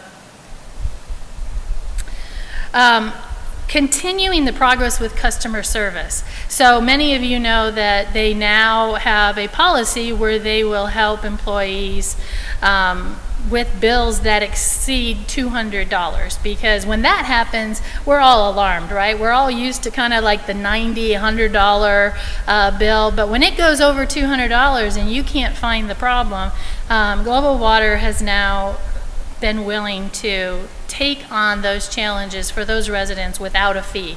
And so those types of reaching out and doing what's necessary for our residents, I think will make great headway in that regards as well. And then standard due dates, we've talked about that. I know that's one of the major frustrations that people, residents have. Here's, to me, the biggest one, Ron, and we just discussed this when you and John and I met. How can Global Water help the city find ways of incentivizing economic development? And I asked Ron, and I didn't have any specifics, but how do we incentivize economic development with the significant cost of connecting to utilities? And he understood, he acknowledged the fact that yes, we should talk about that. And so I appreciate that, and I think that as a city we should always be including them in terms of how do we make some kind of an effective incentivizing for economic development. I think that's critical. And then lastly, in terms of the things that I want to talk about, is being part of Pinnell Partnership has helped me realize one important thing that I'm not sure the city was ready to take on by purchasing Global Water, and that is the regionalization of water management. And by being a board member on Pinnell Partnership, I have grown to understand what that means for our region, and I'm not confident that the city would have been willing to take that on, because that's bigger and outside of the city of Maricopa. And so my challenge to Global Water would be to be continually pursuing what that means in preserving our water, making sure that our water is always going to be available to the city of Maricopa, and controlling that through regional management. So those are my challenges to global water. Am I happy that we can't buy them? You know I'm not happy with it. I know that people feel the same as me. I feel like it's a monopoly. I feel like I don't have as much say as I feel like I need to as a representative city council for the city of Maricopa. But given the circumstances that they're not for sale, really important, going into a legal battle with them is not cost effective. We would not end up in a situation where we would be able to provide financial reduction to the citizens of Maricopa. So until one or two of those change, given the circumstances, those are my challenges to global water, because the only way we're going to succeed as a city is through the partnership and finding ways to make the customers happy, make businesses happy. And so I'll leave it at that. Thank you, Councilmember. Other council members? Yes, Councilmember Chapados. First of all, I just want to thank Greg and City Manager's Office and also Global Water for their participation in this process. During that same campaign, when I was also a candidate for council, one of the questions that was posed to us by the media was, what do you see your role as a council member in being involved with Global Water, and do you think that the city and the city council has a role in that relationship? And I remember my response was absolutely. The first thing is advocacy. As a council member, I have to look out for 48,000 bosses. So I'm going to be looking out for whatever comes my way in terms of how it impacts my residents, my city, my quality of life. The second important element was partnership. Economic development won't happen without Global Water. I think that part of the challenges that you hear us talk about constantly are the fact that we are a 13-and-a-half-year-old city that sprung up literally by a group of citizens almost overnight. We've been the poster child for growth, we've been the poster child for foreclosures, and we've survived both. We're coming back. You just heard the city manager earlier say we did 101 building permits last month. That hasn't happened in the last decade. That wouldn't have happened unless we had a partner like Global Water to say, yeah, we can bring water to every one of those houses. Keep building, keep attracting residents. We can make sure that they have water. I think that as a former board president for an HOA here, the mayor and I, we helped to fill Maricopa Wells Middle School when the first rate hike came at us. We've had some bumps in the road, but Global Water has never said, we're done. We're walking away from you, Maricopa.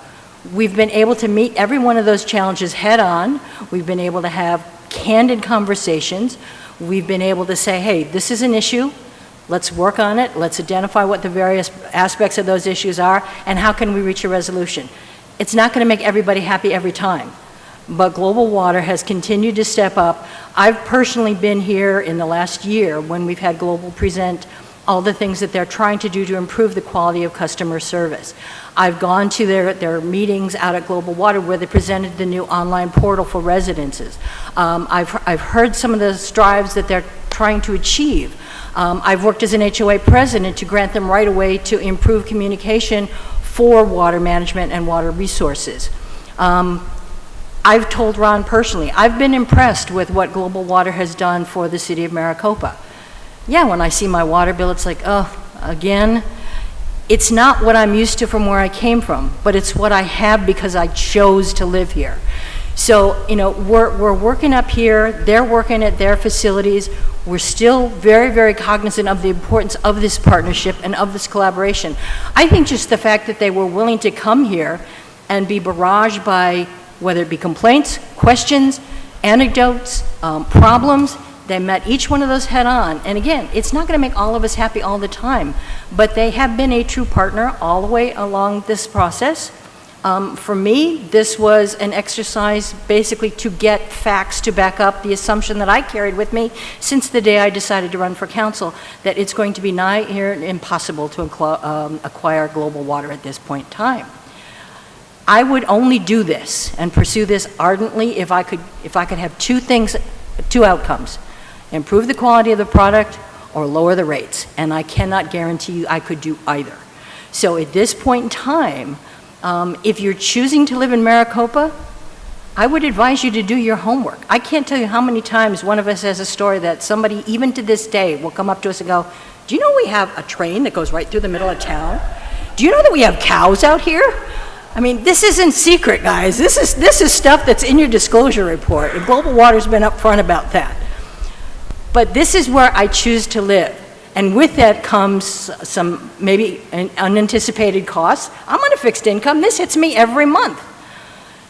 But this is where I choose to live because of the quality of life. And that quality wouldn't be here without partners like Global Water. So I just wanted to express that and the fact that I appreciate the efforts that you guys have done, what you've brought to the table. We're going to continue to dialogue. We're going to fight you every time you ask for a rate increase. And again, memory serves, they're not coming at us with a rate increase again this year, although they could. This would be our test year, and they said, no, we're not going to do that to you, Maricopa. So again, economic development will continue. If anybody's been by Fry's Plaza lately, Edison Point, the new stores are going vertical, guys. That's partly because Global Water said, yep, we can give you water. So thank you.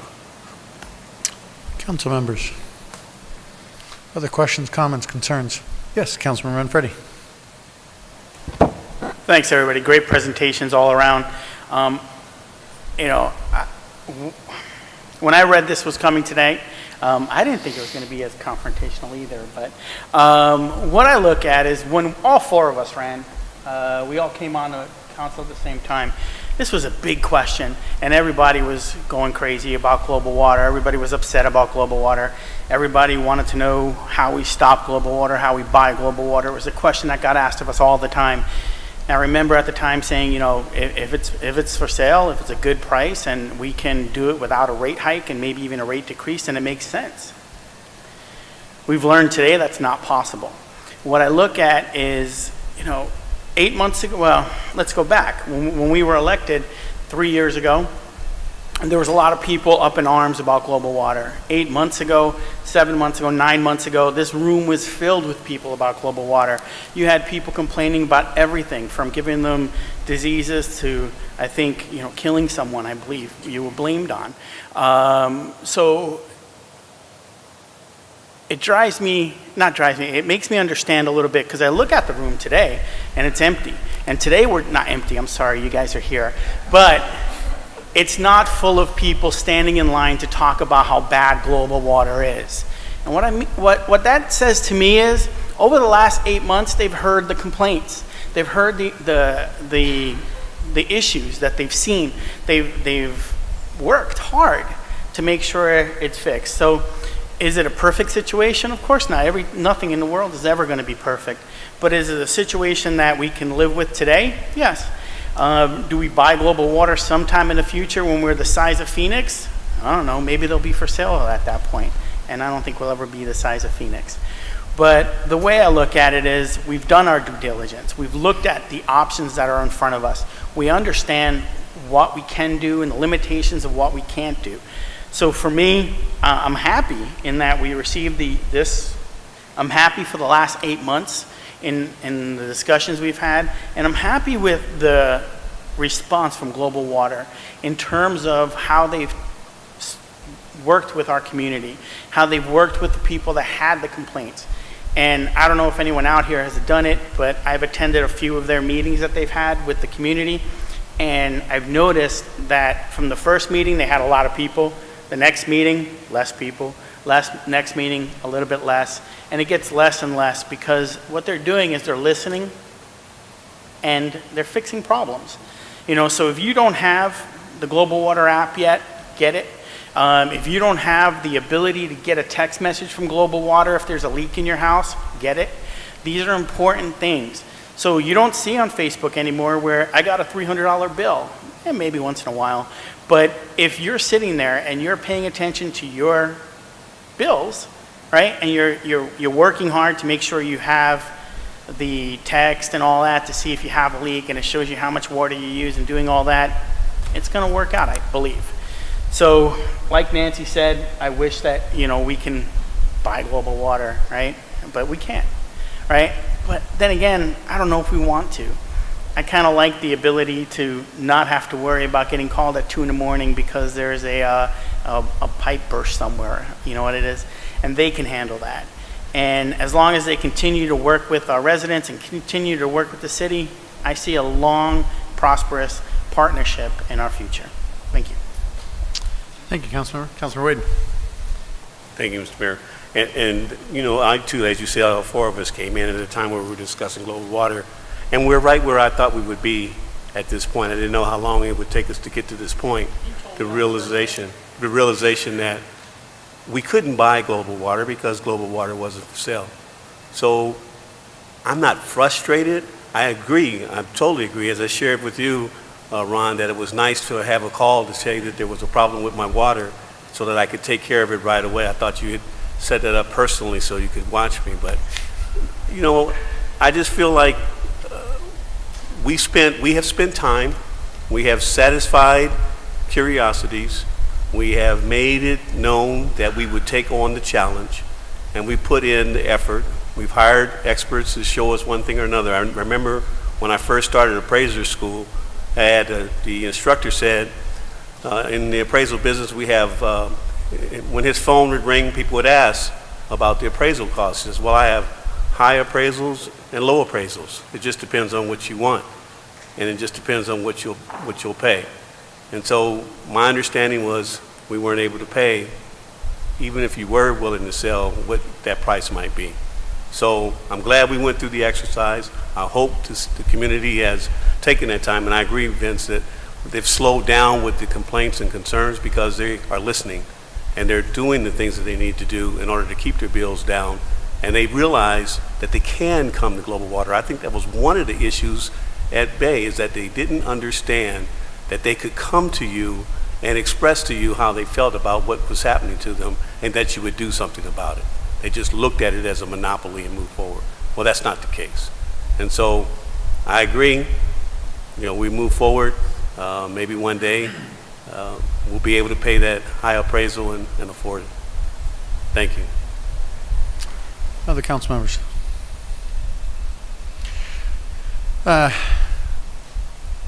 I'll close it out then. You know, 8 months ago when we met here, it was 8, I don't know if it was 8, October, I can't do the math.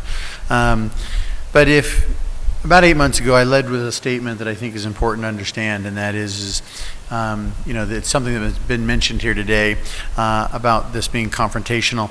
I would disagree. However, I would disagree based on this statement, which therein contradicts what I'm about to say. And that is, you know, the old phrase, whiskey's for drinking, but water's for fighting. We've all heard that before, especially here in the West, and that's what we've been doing.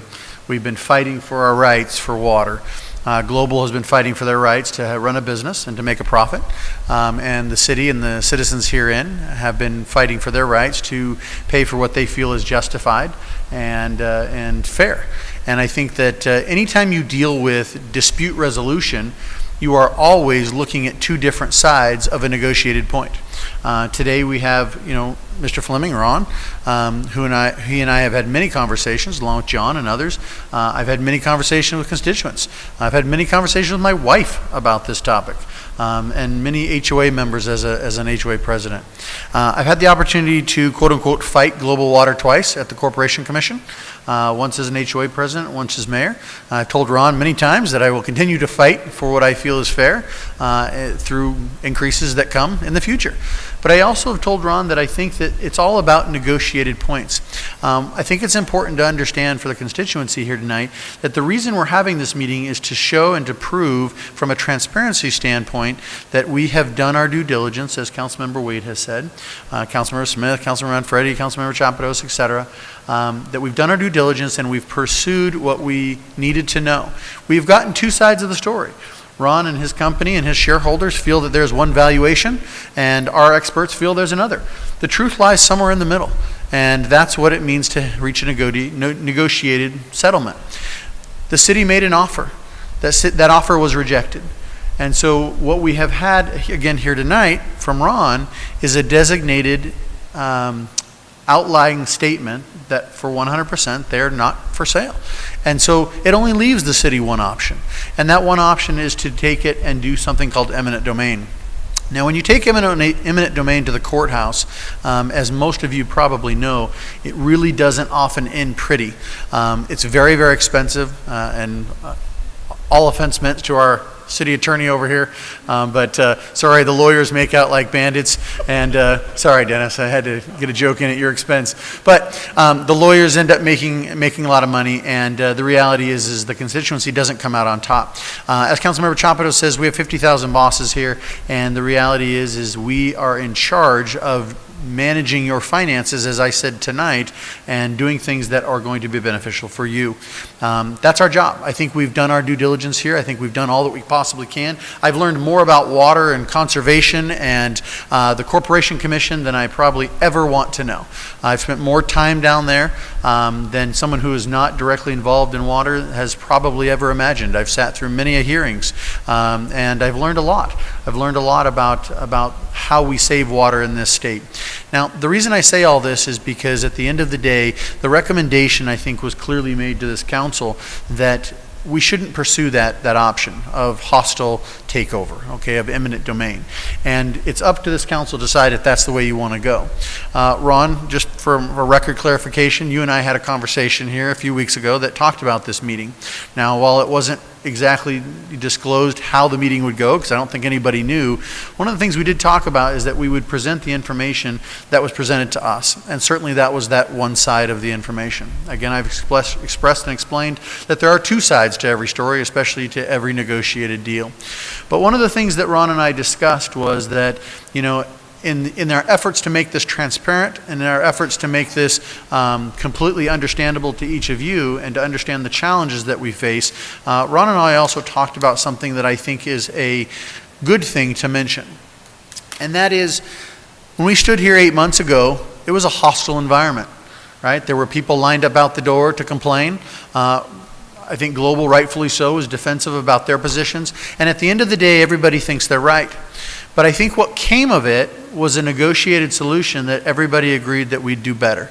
I think that the constituency decided that they would listen a little bit more.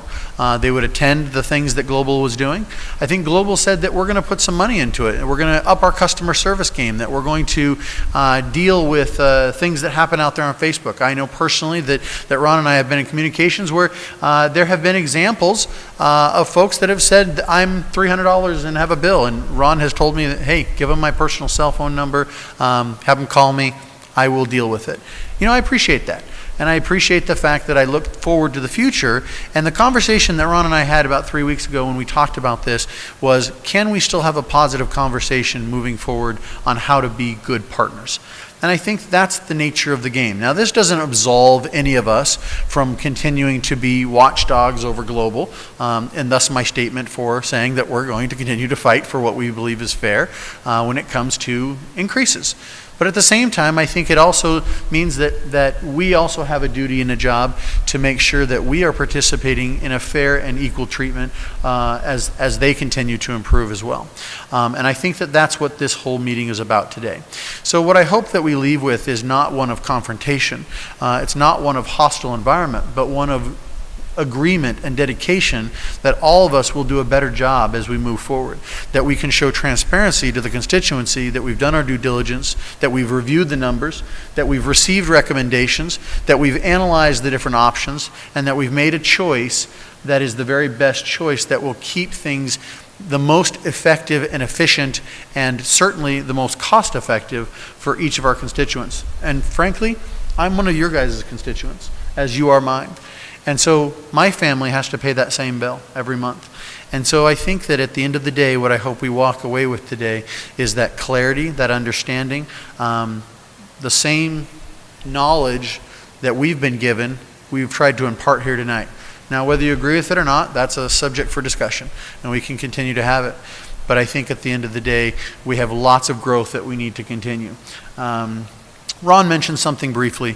He said something that I'm not sure many people know or understand, and that is that Right now, the state of Arizona is in a position where they are coming down specifically hard on Pinal County when it comes to the ADWR, and that is basically Arizona's state department for water resources. And one of the things that it's putting a real crimp on is the ability for growth to happen in other cities, in other locations. Now, I don't mean to sound overly praising of Global, nor do I mean to sound negative in any way. But at the same time, I think that it's important to understand, and I was in a meeting with Ron just the other week. This week, we were meeting with the president of Bank of America. And one of the things that I mentioned to him, and I mentioned to Ron and everyone in that room, was the fact that one of the things we have to be proud of here in the city is that every company, every business, every house is built on a framework and a system that has a purple pipe attached to it. Now, you may not understand what that is, and you may not understand that cost goes into your valuation of what you pay every month, but basically what it means is, from an eco-friendly standpoint, it does two things. It recycles your wastewater, and that wastewater is then put back into the system in a variety of ways, whether it's expunged through washes, whether it's used to water the grass, whatever the case might be. But I'll tell you the thing that it does most, and none of you really understand it. And what that is it allows growth to continue in the city of Maricopa. There are going to be cities in this county that cannot grow, or at least not at the rate when they have a big water user come in, because they don't have the forward thinking and the ability to do that. They don't have the ability to say that we have that recycling mechanism set up. And that's one of the infrastructure payments that we pay for here. It's what makes us a city that's a lot more green than others. And so, again, while I'm not necessarily praising Global, although I am saying congratulations, I think that was the right thing to do. And at the same time, I am saying to the constituency, it's hard to pay that bill, but we pay it based on what we're trying to get out of it. We're building something from scratch. And I think what we're getting today is we're getting the very best decision that this council could come to based on the facts and the situation that we find ourselves in. We've done our due diligence. We've reached our negotiated points. Sometimes we are apart, far apart on them. Just like our offer that we made to Global, they were in a different situation. They said, no, our offer wasn't enough. And that offer is more than what we feel that was fair, and it's more than what we feel that we could pay at this time without raising your rates.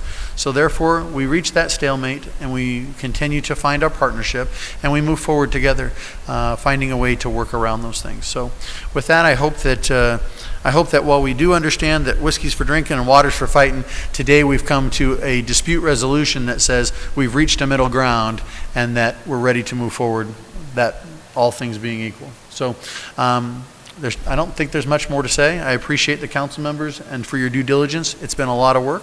I appreciate Global Water for being here. It's not easy to hear things that are said behind the scenes sometimes. I hope the constituency appreciates the fact that we tried to be as open and transparent about what we learned as a council. I appreciate Piper Jaffrey for all the work we've done. We've made him sit through several long meetings in the course of these hearings over many months.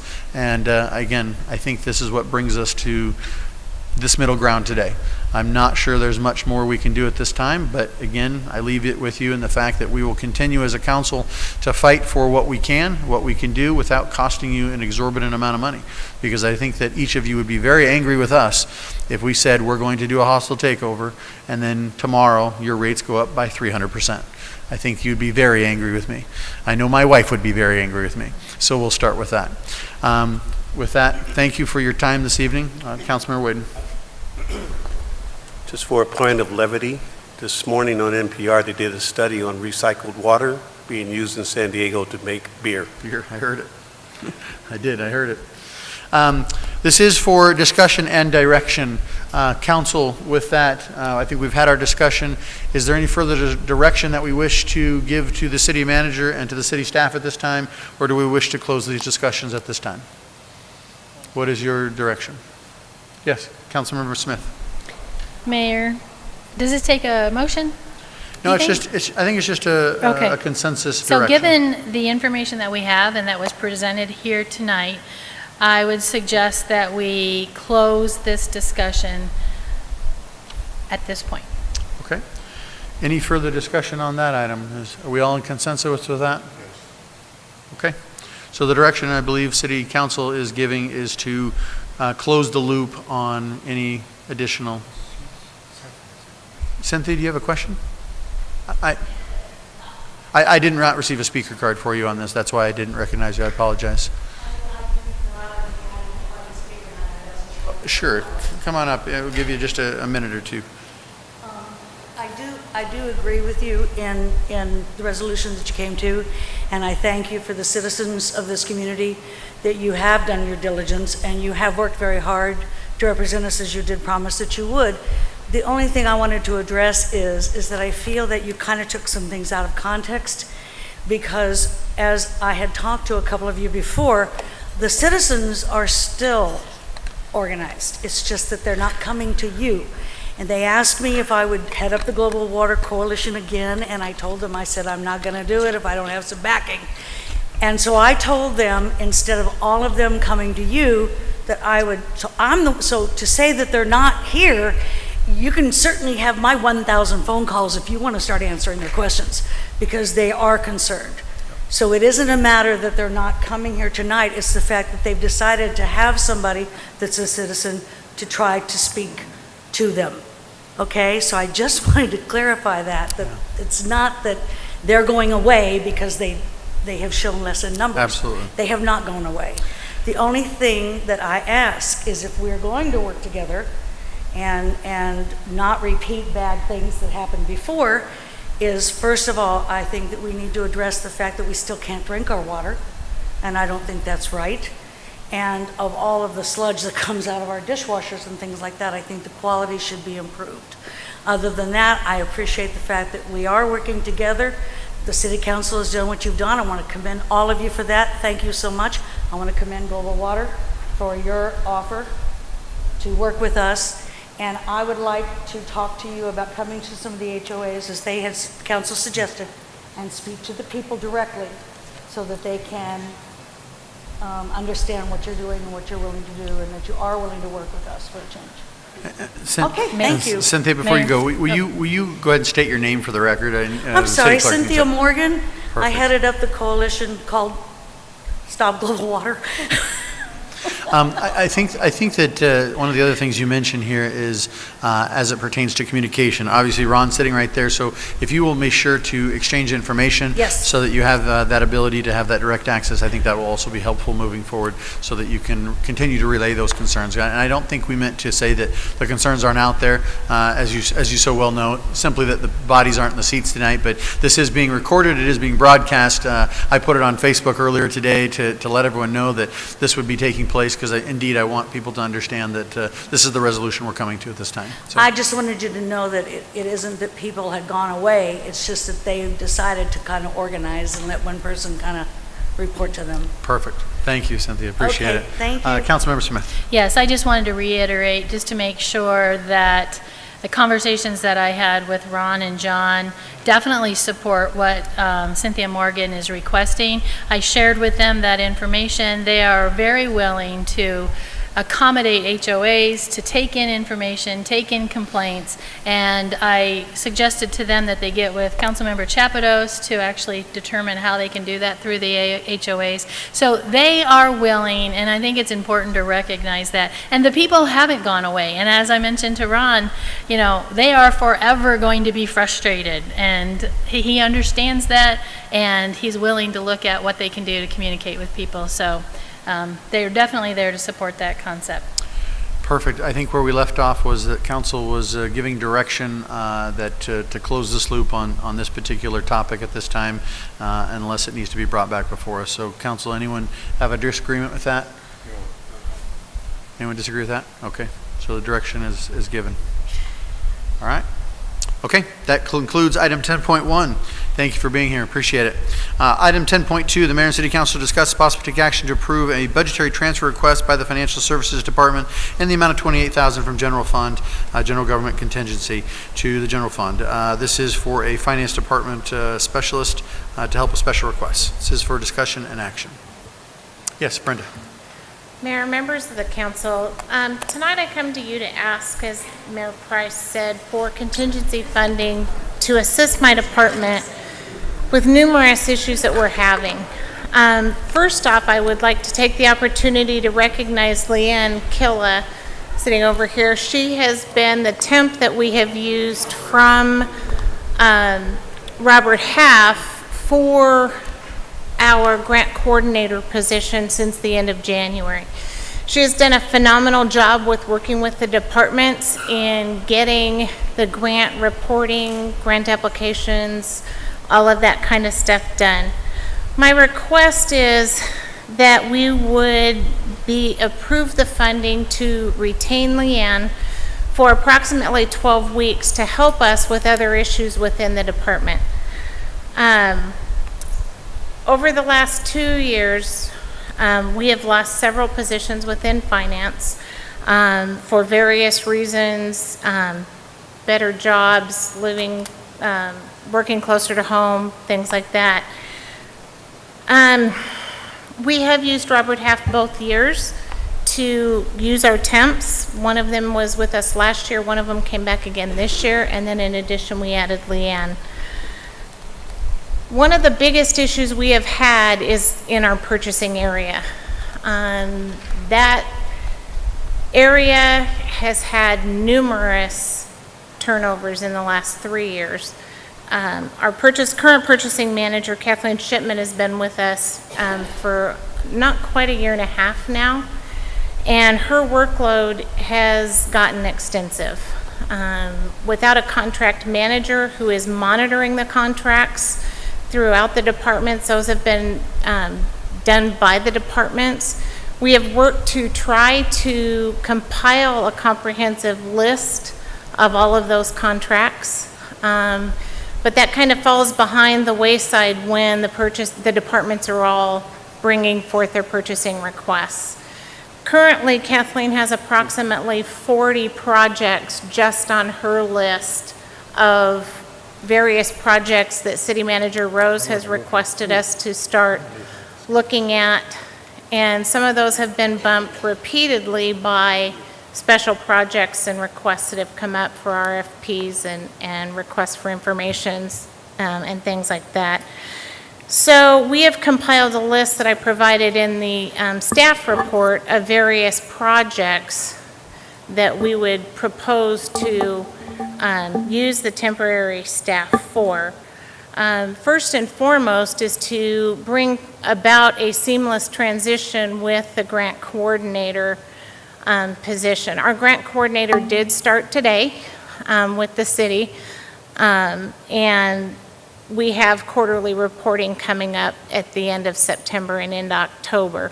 So to enhance that, the training is one of the things I would propose for Leanne to continue to do. The next biggest project, which would be very time-consuming, is what I mentioned about organizing and monitoring the contracts, either for renewal or resolicitation of those contracts. That will be a major undertaking. She will have to do extensive research within Legistar, working with all of the various departments, starting with the list that we have started to build, but to be able to grow on that and build on that. In light of her information and her knowledge that she has of the city and all the departments through the grants and the contracting, I think she would be very beneficial for that. And then she could assist with posting those same solicitations and bringing that forth. Those are the primary biggest ones that we would look to utilize her for. Perfect. Questions? Council, questions? Seeing none? Oh, one question. Brenda, what happens at the end of 12 weeks? Hopefully, by the end of that 12 weeks, we will be in a place where Kathleen will be more caught up to where she can maintain as opposed to trying to play catch up and continually be able to put out the fires. An additional purchasing position is one that I had asked for in the budget cycle last year, and that was one of the positions that was held. And I probably will come back with that request again this next year for another position within purchasing. Do you anticipate needing to come back to us before the next budget cycle? Because we just started this year. At this point, after speaking with my finance and budget manager and my purchasing manager, we felt 12 weeks was a reasonable goal that would get us to a more optimal position. It is possible that we could potentially have to come back, but at this point, I don't anticipate it. Thank you. Okay, any other questions? Seeing none, is there a motion? So moved. Is there a second? Support. I have a motion and a second. Any further discussion on this item? Seeing none, all in favor say aye. Aye. Any opposed? That motion carries. All right, that takes us to item 10.3. The Mayor and City Council discuss and possibly take action on approving a budgetary transfer in the amount of $14,192 from contingency to the city manager budget. This is for the purpose of funding a fleet management diagnostic assessment. This is for discussion and action. Christie. Honorable Mayor, members of the City Council, it's obvious we've grown and we continue to grow, and we have a significant more amount of vehicles in operation, and over the past year we've had several discussions with the executive team and the development group about improvements that need to be made with fleet management. And there was a business process review that was completed in February, and that review is more of a financial perspective, and it's been apparent that a more detailed study is required so that we can get a better picture of what the best way for the city is to move forward. And we've become kind of decentralized, and is that really the best approach? Is it the most efficient approach? And so we have a proposal before you this evening from a company called Mercury. They have extensive background. They are currently working on a project with the city of Phoenix, so that they'll be coming out here the second week in October, and would like to hopefully work with us during that same trip. So it's making it more cost effective for us. And basically what they're going to do is come in and spend 2 to 3 days and do the following items, or what they will be looking at: the asset allocation, utilization management, acquisition and disposal, driver operator management, in-house asset maintenance and repair. Right now we do contract out or send a lot of things out. Is that the best way? All of those things. Parts management. I know I have spent a lot of time with police and fire, and fire's inventory is just amazing, and how they've organized it. And so we just really need to look at these processes and how it's going to be best for us to move forward. Fleet fueling is also something else they'll be looking at. Fleet management resources, fleet management information management, fleet cost and financial management, and the fleet service delivery management. And the total cost of their proposal is $14,192. So with that, Perfect. Do you have any questions? Council questions? Councilmember Gussie. I actually worked down the hall when we first hired our first fleet manager, and I understand that the demand back then isn't the demand that is today. So if you're willing, I move to approve this agenda item if no one else has any other questions. Perfect. Let's make sure there's no other questions. Yes, Councilmember Chapados. Thank you. Christy, thanks for the information. I just want to make it clear that this is something that's been brought to council's attention several months ago, but it's a problem that's been brought to the attention of the city manager over a year ago. And I'm a little bit disappointed that it's taken that long to get us to this point, because especially police and fire have dedicated employees that are working on fleet operations that are precluding them from working on their assigned tasks. So the sooner we can get this resolved, the better. So you said that the second week of October is when this company is going to be in town. When do we anticipate final recommendations back to us that we can consider for action? Yeah, so as soon as we let them know we're moving forward, like I said, they plan to be out here the week of October 9th. They'd like to schedule a 2 to 3 day visit with us. Of course, they'll expect us to provide them detailed information prior. And then they said that they will have their report to us within 3 to 4 weeks of their visit.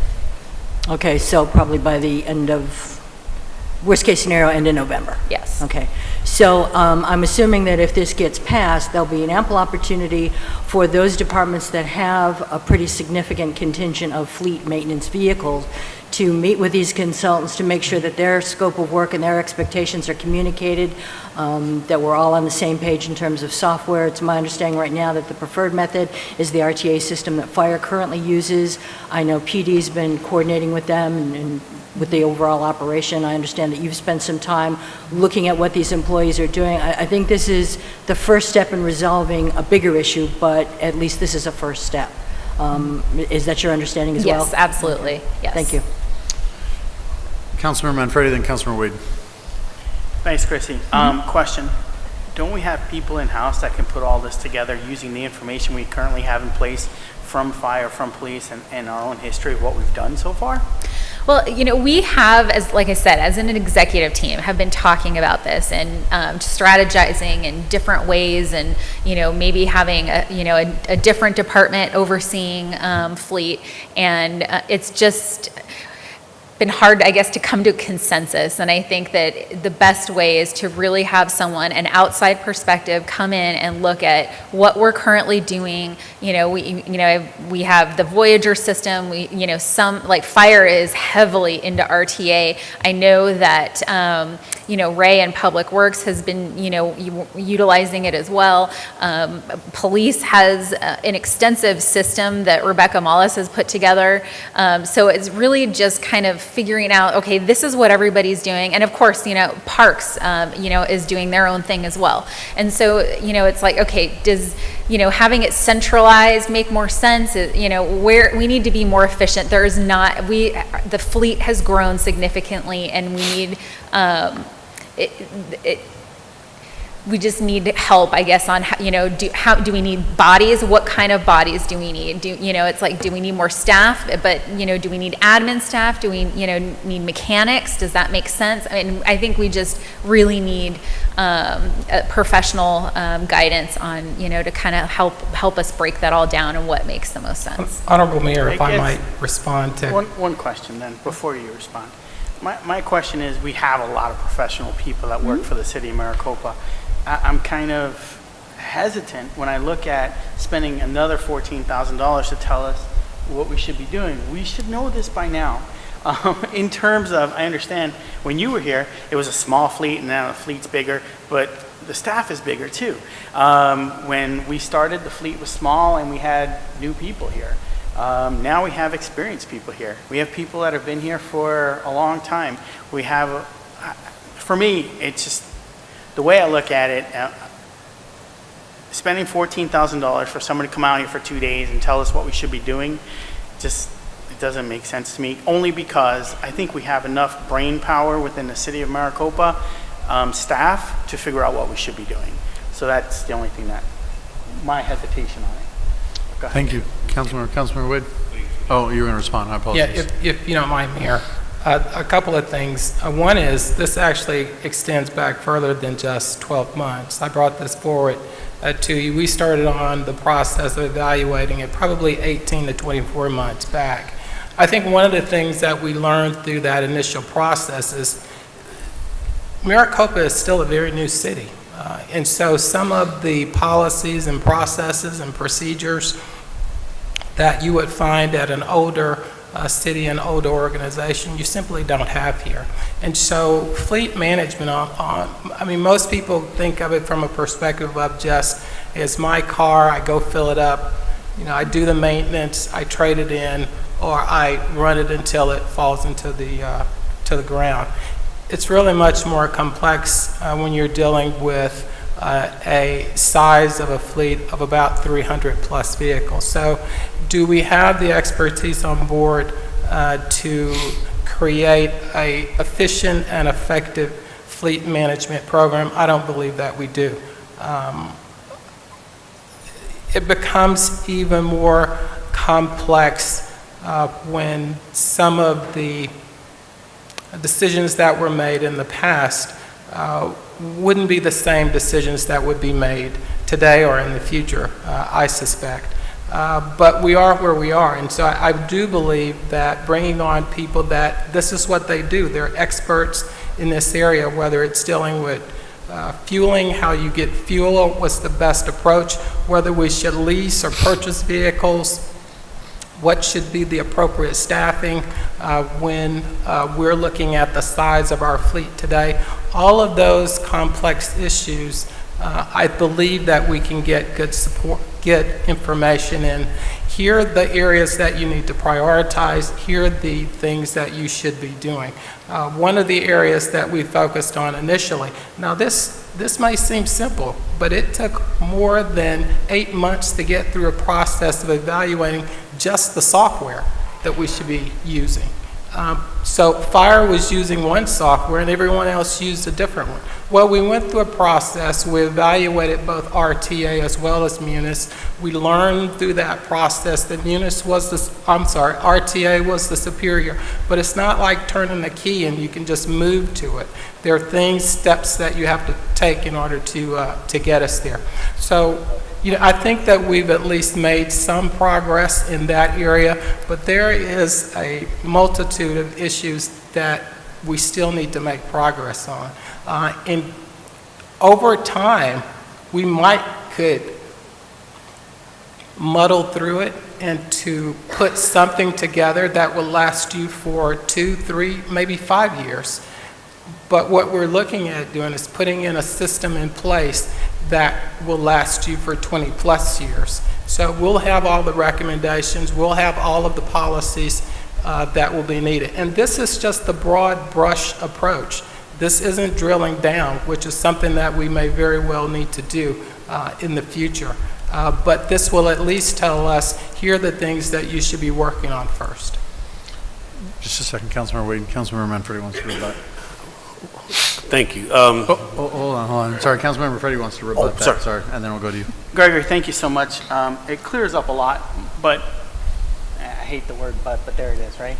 But I still see it as somebody's coming out here for 2 days is going to tell us what we've been working 8 months on to tell us the RTA is better. I think we as a city should be able to figure out what's better in maybe more than 3 days, 4 days. But they're coming out for 2 days. They're going to put together a program where they work in the next 3 weeks after that to put together a report.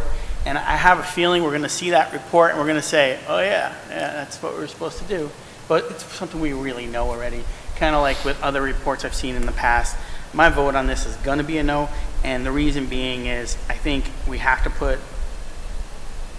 I don't want to say a complete stop, but we have to slow down the outside reports and everything that we're doing to, I really do believe we have the people, we have the skill set within the city to come up with ideas and fix things without going out and getting reports all the time.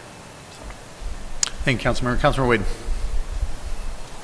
Wow, my question has gone different directions, but one of the things that I'm really concerned with is the fact that they're coming out. I'd like a little more security in terms of when they're going to come, exactly how long they're going to stay. I mean, so because we're talking about $14,000, they come for a couple of days and make a quick $7,000, and then they're out of town, and we get a report 3 weeks later. So I'm not that comfortable with that scenario with them just kind of showing up and giving us some time out of the time that they're making money somewhere else. So I'd like to be a little more secure about what we're going to get and how long they're actually going to be here and what we should expect from the outcome of their report. Once we do get, if you do choose to move forward, that will all be laid out in an agreement and what they're going to deliver and in an official contract. But I'm kind of like Councilmember Manfredi.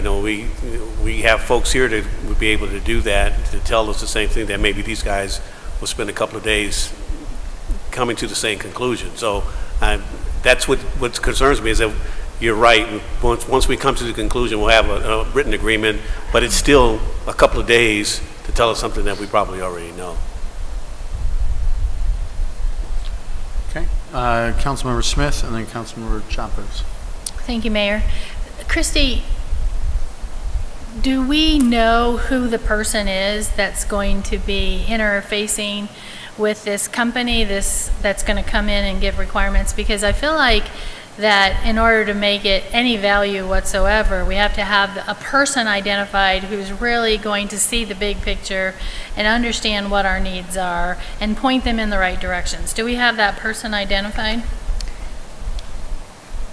I'm assuming that I will be the project lead on this, as this is one of my special projects that I'm working on, and I will coordinate there's two individuals that will be part of this team working with the city if you choose to move forward, and I will coordinate collecting all the data for them, working with all the departments that oversee fleet and have fleet, and I will be coordinating all the meetings with all the individuals that each of those department directors feel like they need to be speaking with. So in the end, City Manager Rose, correct me if I'm wrong, we're going to have somebody responsible for fleet management, correct? Do we have that person identified? Yeah. Honorable Mayor, Councilmember Smith, today we have a decentralized system in place for fleet management, and so police handles their fleet, fire handles theirs, and Public Works has responsibility for City Hall, as well as Public Works, as well as development services and community services. So what we're asking them for is to tell us what is the best system that will be most effective and most efficient for Maricopa based upon our current size. So I'm hesitant to say that we will have one individual, because that assumes that we will have a centralized process. They may very well come back and say, the way that you're structured today may be the best way. But regardless of what we do, we know that we're going to end up needing additional staff, because we know that the system that was in place prior to decentralizing it, so the centralized process that we were using, wasn't sustainable, didn't have enough resources, wasn't providing the maintenance, the level of record keeping, all of those things that we should expect in a effective fleet program. We do currently have a fleet manager on board. We are working through trying to ensure that we are getting the best value out of that individual. So I think that this process will help him as well. So will we have one person that will ultimately be over it? I think that we will, because I think that a centralized process is the most effective and the most efficient. But I won't be able to determine that until I hear from them on what their thoughts are. I think my main concern is that we as a city have, just as other council members have referred to, the knowledge of how we're currently working and some of the needs in terms of what direction we need to go. And I know that I was just reflecting on, okay, when I was with Motorola, how did we go about doing this?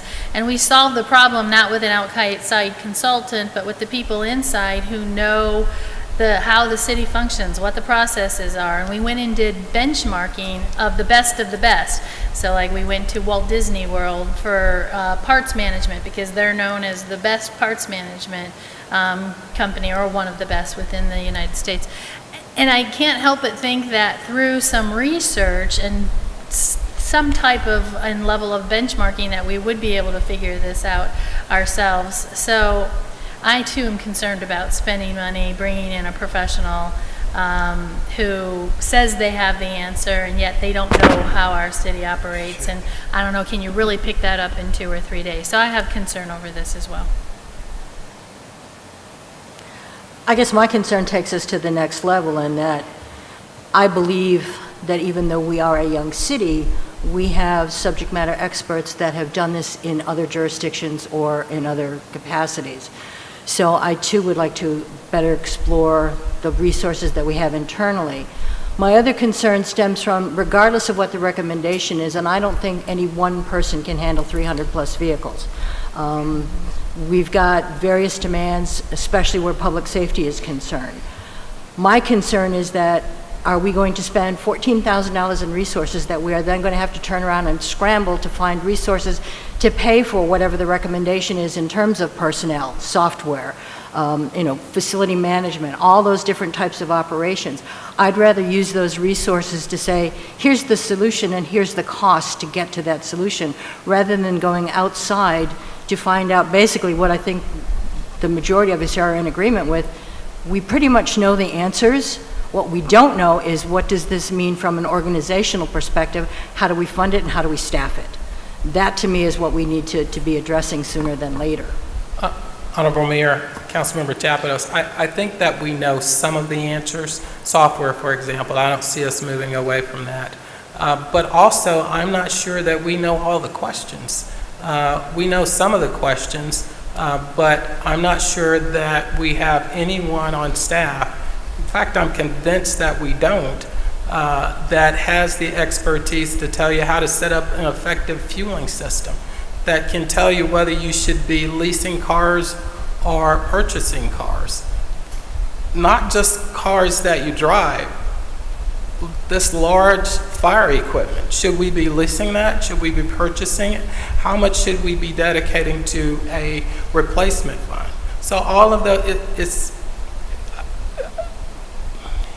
becomes a very complex, and you are becoming a very complex organization. That's just the reality of it. And I guess my question back to you is, those questions are valid. Is the best option for us to get an answer from outside at the cost of $14,192?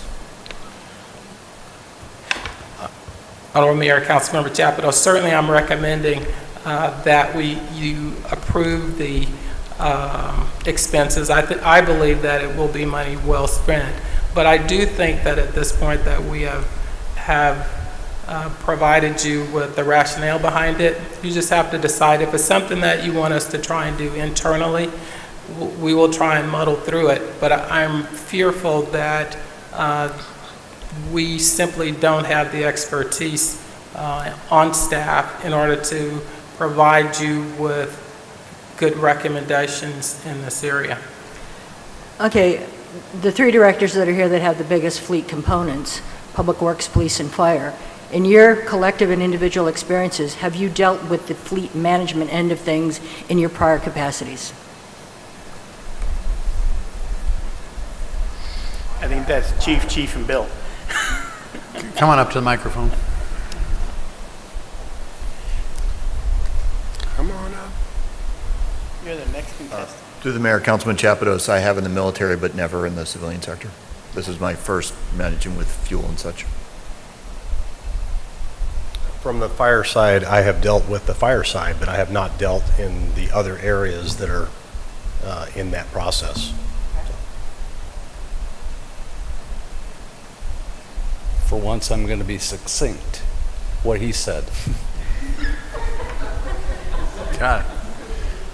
Okay, so from what I just heard, it seems to me that the biggest unanswered question is the management end of things, not necessarily the software. I think the policies, if we have a solid recommendation on how to put together a fleet management system, is what we're seeking the answer to, correct?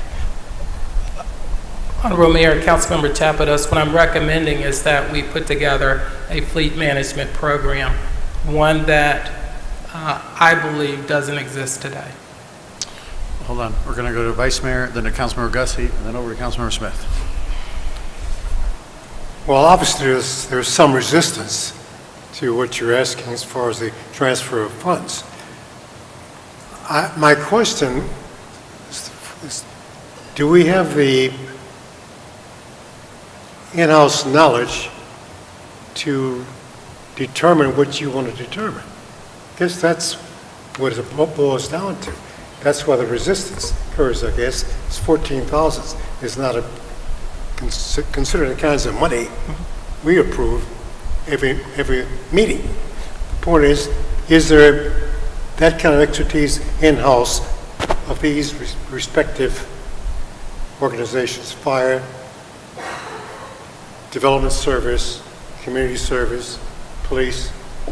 Can you identify, either one of you, that expertise is that I have one person or two who could come together in a meeting quickly enough to satisfy the resistance that seems to exist. Honorable Mayor, Vice Mayor, what I compare this to is, when you go to the doctor, normally you go to a general practitioner first. And so the general practitioner, they will feel around and they'll say, well, that pain you're feeling, that's your kidney. But you don't want that general practitioner to operate on you. No, you you don't. want to go to a specialist. So that's what I'm proposing to you, is that I think we have a lot of generalists on board where they have, me as well, have dealt with fleet operations in the past and have a general understanding of how fleet operations should work. We need a specialist to come and tell us this is how you set it up, and we don't have that specialist on board. Answer your question. Councilmember Gussie. You stole my analogy. I was just going to reiterate what I'd said originally. You've been struggling with this issue for over a year, is that correct? Mm-hmm. And your recommendation is that we hire an expert for this issue. If we're going to hire an expert that knows everything, not someone that's muddled around and done a little bit, you mentioned a bunch of names that have done this within the last year, that's muddled around in this issue. And obviously, even our professional staff, our management, hasn't really muddled around as much as a professional. So we need an expert, and I stand by that we need to get this done, get it done as soon as we can. Thank you, Councilmember. Councilmember Smith. Thank you, Mayor. Given what the directors have indicated, who I would have thought would have had the best experience to at least provide insight as to the direction that the city should go, and they've indicated that no, the experience level is not there for that type of expertise. Given that, I would be open to the idea of this evaluation, this study, if we had the person that we knew was going to manage this effort once the decision has been made.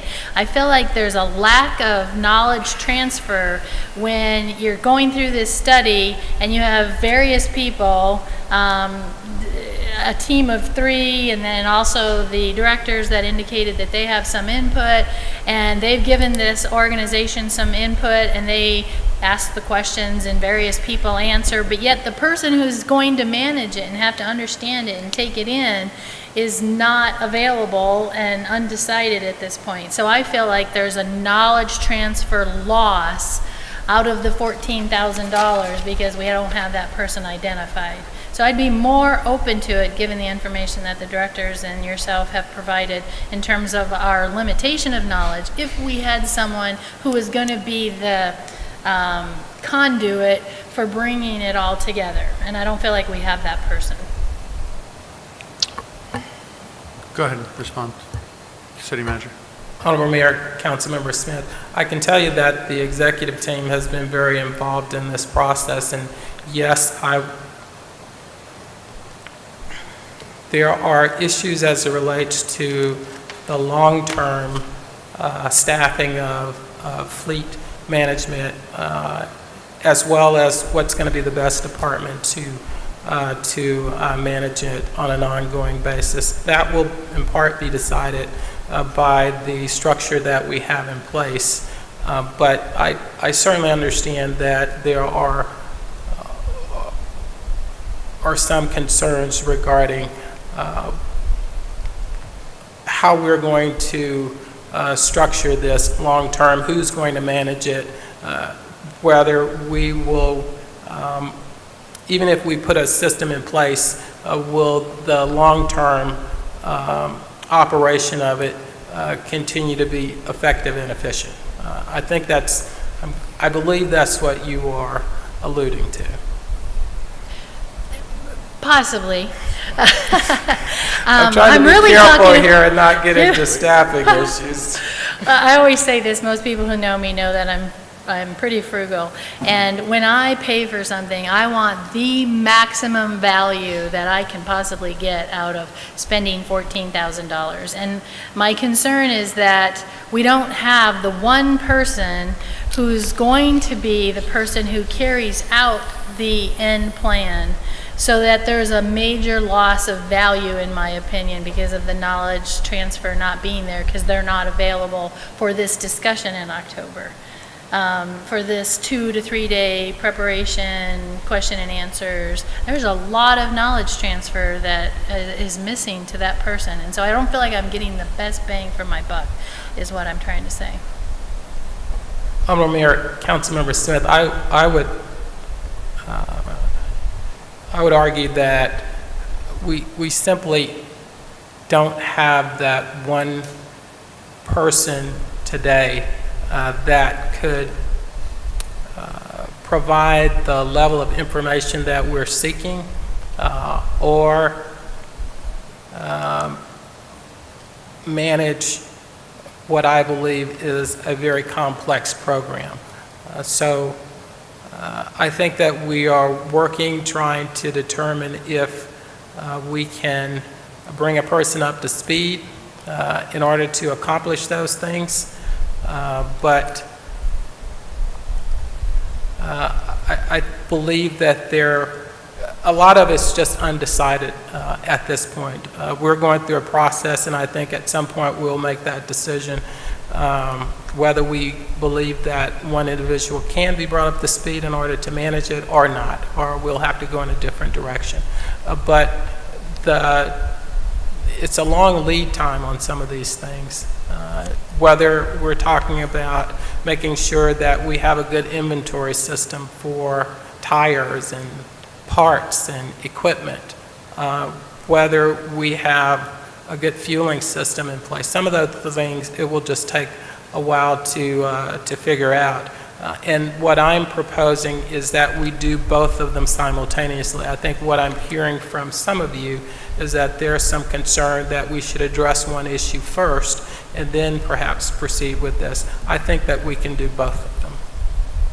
Councilmember Chapados. So based on that information, Gregory, I think my takeaway is that we've got two components to this, but we don't have all the components that we need. Internally, we know what's working now, we know what's not working now. We have a clear expectation, I believe, from the departments that have fleet operations as part of their responsibilities as to what they're currently doing, whether it be in survival mode or just so we can meet minimum standards. I think the thing that we don't know and that we clearly don't have internally is that one skill set, I'm not even talking people, that one skill set that brings it all together and says this is the overall management process, structure, whatever. I'm not looking for this $14,000 to get me into the weeds to say, here's how you do your fueling, here's how you do your, asset, how you count tires, all that other stuff.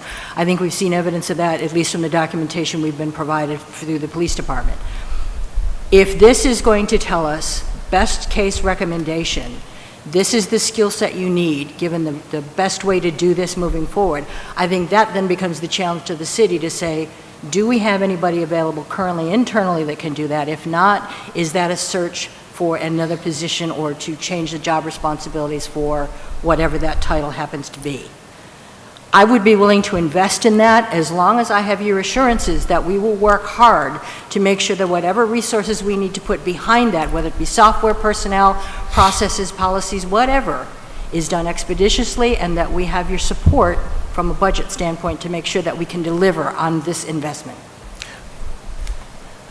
Honorable Mayor, Councilmember Chapados, there are a couple of issues. One is I certainly believe that we have not dedicated the resources to fleet management that has been needed in the past. But a part of that is I'm not so sure that we knew what resources were needed. And in all fairness to the existing staff, I believe that when certain staff were brought on, it's a very different scenario if you're talking about management of 5 or 10 cars versus 300. And so as the fleet continued to grow, we did not have a program in place, and so it was always just kind of patched. And we've got to a point now where we can no longer afford to patch it. So what I'm proposing is that let's fix it.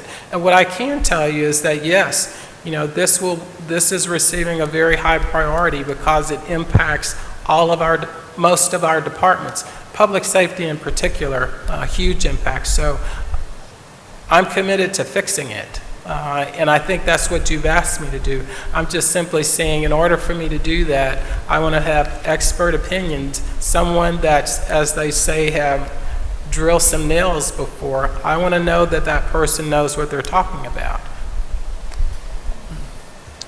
Yes, Councilmember Gussie. I'm just trying to put all this in perspective. We just approved $28,000 for 12 weeks of a person in a department, and we're debating constantly about someone that we don't want them to get into the weeds. No, for $14,000, let them get into the weeds. Let them get into it as far as fixing it. For me, you had mentioned it might be a 5-year result at the end. So if we just approved $28,000 for a 12-week fix, I think this fix, as far as bringing the expert for $14,000, is a bang for our buck. Thank you, Councilmember. Vice Mayor, did you have something? Mr. Mayor, I'd like to move approval of 10.3. Hold on. So you have a motion to approve. Yeah. I'm gonna go back to Councilwoman Gussie, because she had actually motioned previously. Thank you. So Yes, my motion still stands. okay, would you second that motion? I support it. Thank you. Okay, so a motion and a second on the table. Further discussion. I just wanted to simply say that I think there's been a good discussion here. You know, this is an interesting topic. I'm going to go back to the fleet assessment proposal and read you a paragraph. It says, "We realize this is not an insignificant amount of money for a relatively small city to spend on a fleet management consulting project, but we are confident that our review will identify cost savings opportunities far in excess of our fees. We estimate that the total cost of ownership of the city's fleet exceeds $3.5 million per year. So our proposed fees are well under 1% of 1 year's annual expenditures." You know, I think I try and take each one of these proposals. I don't take them with a swath that you know, Councilmember Manfredi kind of mentioned earlier, that all studies are bad. I actually look at it, I try and take each one of them on an individual level and do some math in my head and say, you know, what is it going to take for our staff to continue to dedicate staff time from this versus other resources to find out the information, answer the questions of the things that, you know, we don't know that we don't know. And so, you know, Councilwoman Gussie said it earlier, where you're talking about a professional here. You know, our fleet is a mess, you know, and it's a patchwork, it's a hodgepodge. It's been added to and added to and added to, but we haven't dedicated resources to it. We haven't fixed any of the problems, and you know what? That's our fault, but at the same time, it's just what we had to deal with when we had to deal with it. And here we are at this moment, in this particular instance, at this case, in this particular time, trying to fix it. And so you're right, we're going to have a lot of things we have to overcome. We're going to have hurdles, we're going to have staff hurdles, we're going to have, you know, resources we have to throw at it, and we're going to have some stark realities thrown in our face that maybe we don't want to deal with or can't deal with, you know, financially speaking at this time, but at least we'll know. Something that we don't know now. And that's the challenge that I see. And so, you know, if at the end of the day we can spend $14,000 and save, you know, a heap load of staff time in trying to get something mediocre, and if at the same time we can get a professional opinion on it and save that in fees alone just from the recommendations, then in my book, this particular study pays for itself. And that's how I have to analyze it. I try and apply the principle equally across the board from everything that I do and that we do up here. And I see that in this particular case, in this particular instance, that we can accomplish that. And so, you know, I would agree with the motion that's on the table, but is there any further discussion on that? Yes, Councilwoman Smith. Yes, regarding the organization that we'll be contracting with, they already know the two answers. I mean, these folks are professionals. They know the best of the best in terms of cities and fleet management. They already know the answer.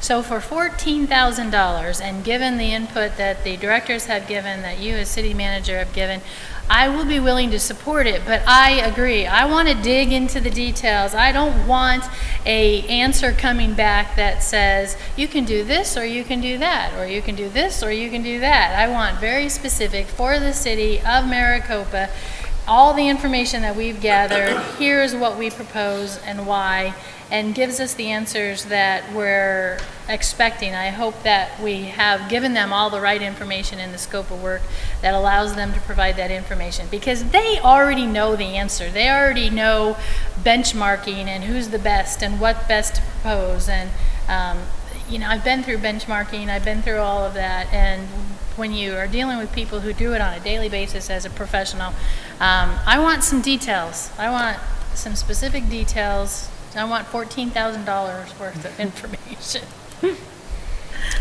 Okay, there's a motion and a second on the table. Any further discussion? All in favor say aye. Aye. Any opposed? Yay? Oh, no, sorry. Nay. Nay was the word you're looking for. Nay. You tried. Good try. So with a passage of 6-1, the motion passes. All right, thank you very much.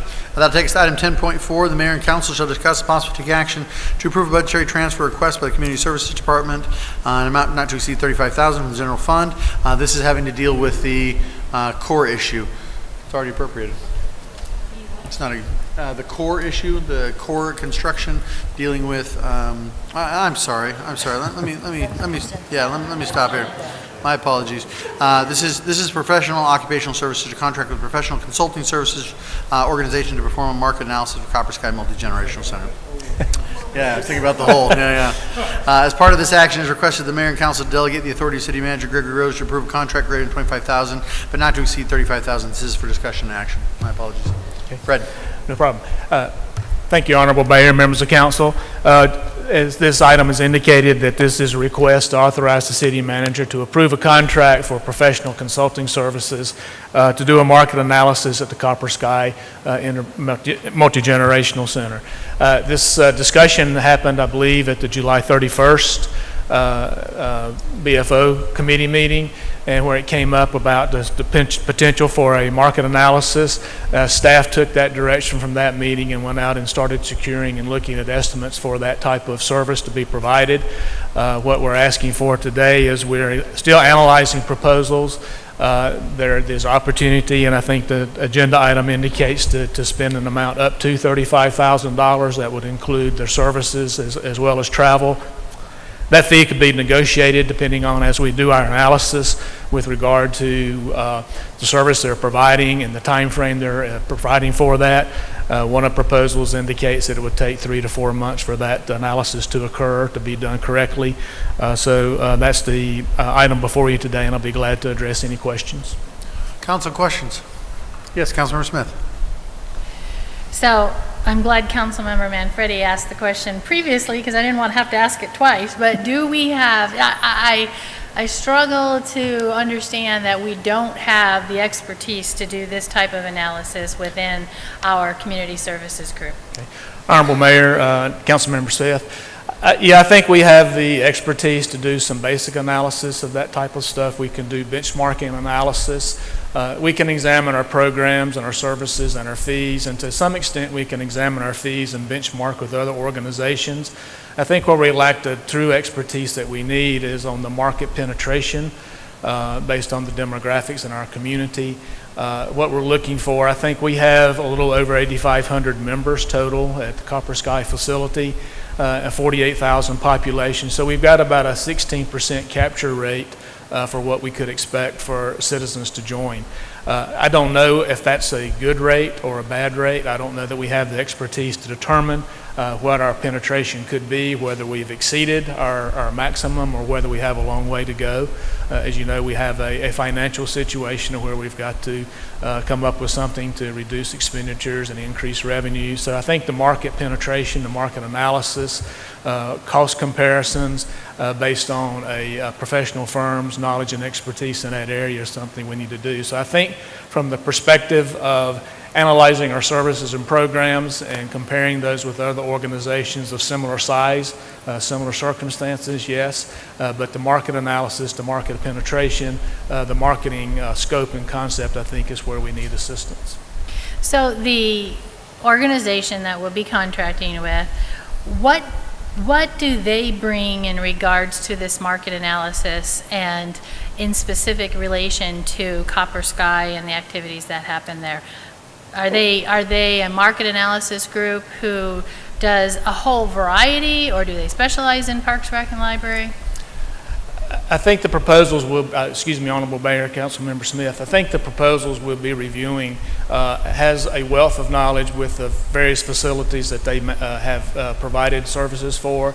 It includes, one of the firms I think includes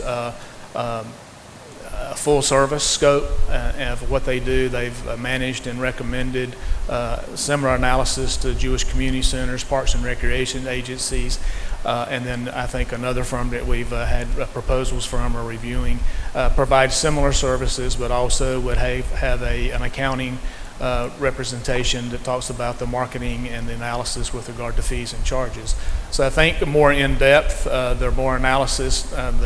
The proposals that we have looked at, that they have firms that would be analyzing facilities all over the country as well as locally. And so we have that benefit of local knowledge and local comparison based on what's going on nationally. So before we go on here, I want to get to Councilmember Chapados and myself, just because we're the BFO members that this arose from, as Fred said earlier on. And I kind of want to just get a perspective so that the council members that weren't there at the BFO can understand kind of how this got here today. And then I think that'll give some context to the discussion a little bit. Yeah, go ahead. So my understanding when we talked about this during the BFO was that it was going to be done in-house. I was not anticipating a $35,000 contract coming forward because my understanding was that we could perform this analysis within the house. We do have documents that we can rely on that give us a great boost in regards to the document when Copper Sky was developed. Now, granted, it might be outdated in some areas, but it is information that helps to focus and channel the direction that we take. And, misproving or proving out the information that is in there seems like something that can be done in-house. So my understanding was that it was going to be done in-house. I was not expecting a $35,000 cut. Perfect. Thank you. Councilmember Chapados. My recollection is a little bit different. I recall talking about the need for additional analysis. I envision it more of a hybrid. My reservation comes from the fact that it's only been the three of us that have done a deep dive on this. We still have one more component to do. The next BFO meeting would focus on facility. With yourself on board and with Mr. Gallegos on board, I would like an opportunity to go through that element and hear some of the things that both of you gentlemen have initiated in your various departments. I'd like to hear some of the results. I'd like to hear some of the known quantities that we can project now based on, what has been the cost recovery, what kind of trends and issues are you seeing internally. And then I'd also like council to have the opportunity to weigh in on this. So I'm not going to support approving this tonight. I would like to wait at least 30 days because in talking with the city manager, I understand that our target for the next BFO segment would be sometime in September. I'd like to hear what this last major component has, and then to me, it's going to make sense to bring it back around and put all three components together, aquatics, parks and rec, and then facility, and make sure that we've asked the right questions. I think there's some things internally, I would agree with Councilmember Smith, that our staff can provide us that information. If our focus is going to be on market penetration, I want to make sure that both internally and as a council, we take a look at the big picture and make sure that the right questions are being asked. Because if this is going to have a long-term effect for 3 times what we just approved for fleet maintenance, I want to make sure that we are getting the biggest bang for a buck, and I don't feel that we're doing that. I feel that if we approve this tonight, it's a little premature. So I don't see what we lose by waiting 30 days to do that next segment of the BFO, have a chance to report back to council. I know you and I had a discussion earlier today about the goal to discuss this at the December strategic planning retreat. I'm not sure that we can do all that stuff and everything else that we discuss in one day, because I think this is a critical issue that all of council needs to be able to weigh in on. I know Vice Mayor Brown and Councilmember Wade have heard bits and pieces of parts of components, but all 7 of us had not heard everything. So my reservation is in going forward tonight without taking that next step and at least waiting 30 days, that would be my preference. Go ahead, Honorable Mayor, Councilmember Chapados. First, let me state that, for the retreat, we're expecting you to have sleeping bags. So it's going to be just like a council meeting. That's right. Did you all bring sleeping bags? I'm just curious. I do believe that this is divided up into 2 areas. One is the market penetration is one, And then the second one is, how do we best market the facility? I think that we're probably closer to having the staff on board that could put together a plan as far as what they would propose for marketing the facility. Long story short, to hold it off for 30 days, I think we're trying to meet with the BFO on the 26th of this month. It's not going to make a major impact for us. But I do want to, I'm not sure if Fred knows how long is the lead time. The market penetration is the issue of greatest concern for me, because memberships are really what drives Copper Sky. And I don't know about how long it takes to do that analysis. The marketing end of it isn't as significant. And I can appreciate that, but again, I don't know what strides have been achieved in the last 30 days or 60 days since we had the BFO meeting. I had a chance very briefly to talk with Matt Ryder before the meeting tonight, and I said, you know, one of the things I don't know yet is kind of what you guys are doing from a sales team perspective. And I'm maybe misquoting this because it was in a very brief conversation, but he said that they've met with over 30 entities in the last 30 days. They've closed on 26 of them. So there's got to be other information out there that I think would benefit the BFO. The other thing, too, that concerns me is that usually we're asked to make a decision on a specific contractor. Here, we're asking to approve a capacity based on an array of candidates. I'd rather focus more on, once we have this last component vetted, do we making sure that the two components and the questions that go with those components are the ones that we want to ask, and then come back to us with, this is the company that can do that for us. Honorable Mayor, Councilmember Chapados, the answer to your first question is that we could certainly delay this for 30 days until you become more comfortable with the facility section of our study. The second portion of it has to do with, when I discussed this issue with all of you, I think that the date was that we would have a report in place by December where we could start executing in January. And so I'm not so sure what that impact will be to that date. We will continue to move forward with it. I just don't know how long the market penetration study will take and what the lead time. But I'm sure that we could find that information out within the next few days. And I can appreciate that, but I have to agree with Councilmember Smith in that I know there's specific people at Copper Sky right now that are very proactive in terms of putting together a marketing campaign. Even if it's just retaining the 8,500 members that we have, from what I've been told and the resources that I've talked to, that's an excellent membership rate given our population and the fact that we're about to have a brand new competitor come into town. So I think the other thing that's going to be important for me to consider is internally, what are the strategies? What is our staff currently doing now? What are the successes that they've had? What are some of the programs? I mean, just looking at what we've done for Labor Day pool party on Sunday. I don't know what the turnout was. I know we had a very good turnout, much higher than projected for the 4th of July pool party. So I don't think I think staff would appreciate the opportunity to bring us that information and their strategies before we say, okay, let's go outside and ask some questions without hearing what they've already done or have in the works. So, Council, one of the things that the reasons we have the subcommittees is to bring to you basically a united, not always, but basically we've gone through the weeds on things. I mean, we all sit on these different subcommittees, right? And we've gone through the weeds and we've asked all these questions and we've hashed it all out and we've talked to all the directors we need to. And basically what we typically bring before the full council then is a united decision on things. What you've already heard from 2 of the 3 members is that we're not exactly all together there. This is a really big elephant that we're trying to chew up. Just like Councilmember Chapados said, Councilmember Wade was there through most of one, if not most of the day. Vice Mayor Brown was there for a part of another. We've broken this massive complex issue up into 4 different parcels, and we've only gotten through 2 of them. Okay, we still have the other one is kind of a combination of 3 and 4, and so I understand what the city manager is trying to do here. On the one hand, what I want to be able to say, again, just like I made the argument in the previous item, is here you go, I know what I don't know now, right? And that's why you spend the money. But in this particular case, I'm going to argue against that because, I think that this facility's been open for 3 years. I think we have this data. And at the end of the day, when you can show me that we have 48,000 people that live here and we have 8,500 members, show me another location out there that has that type of market penetration. So anything that we get on that type of study is going to simply just echo what we already know. We already know that we have excellent market penetration, period.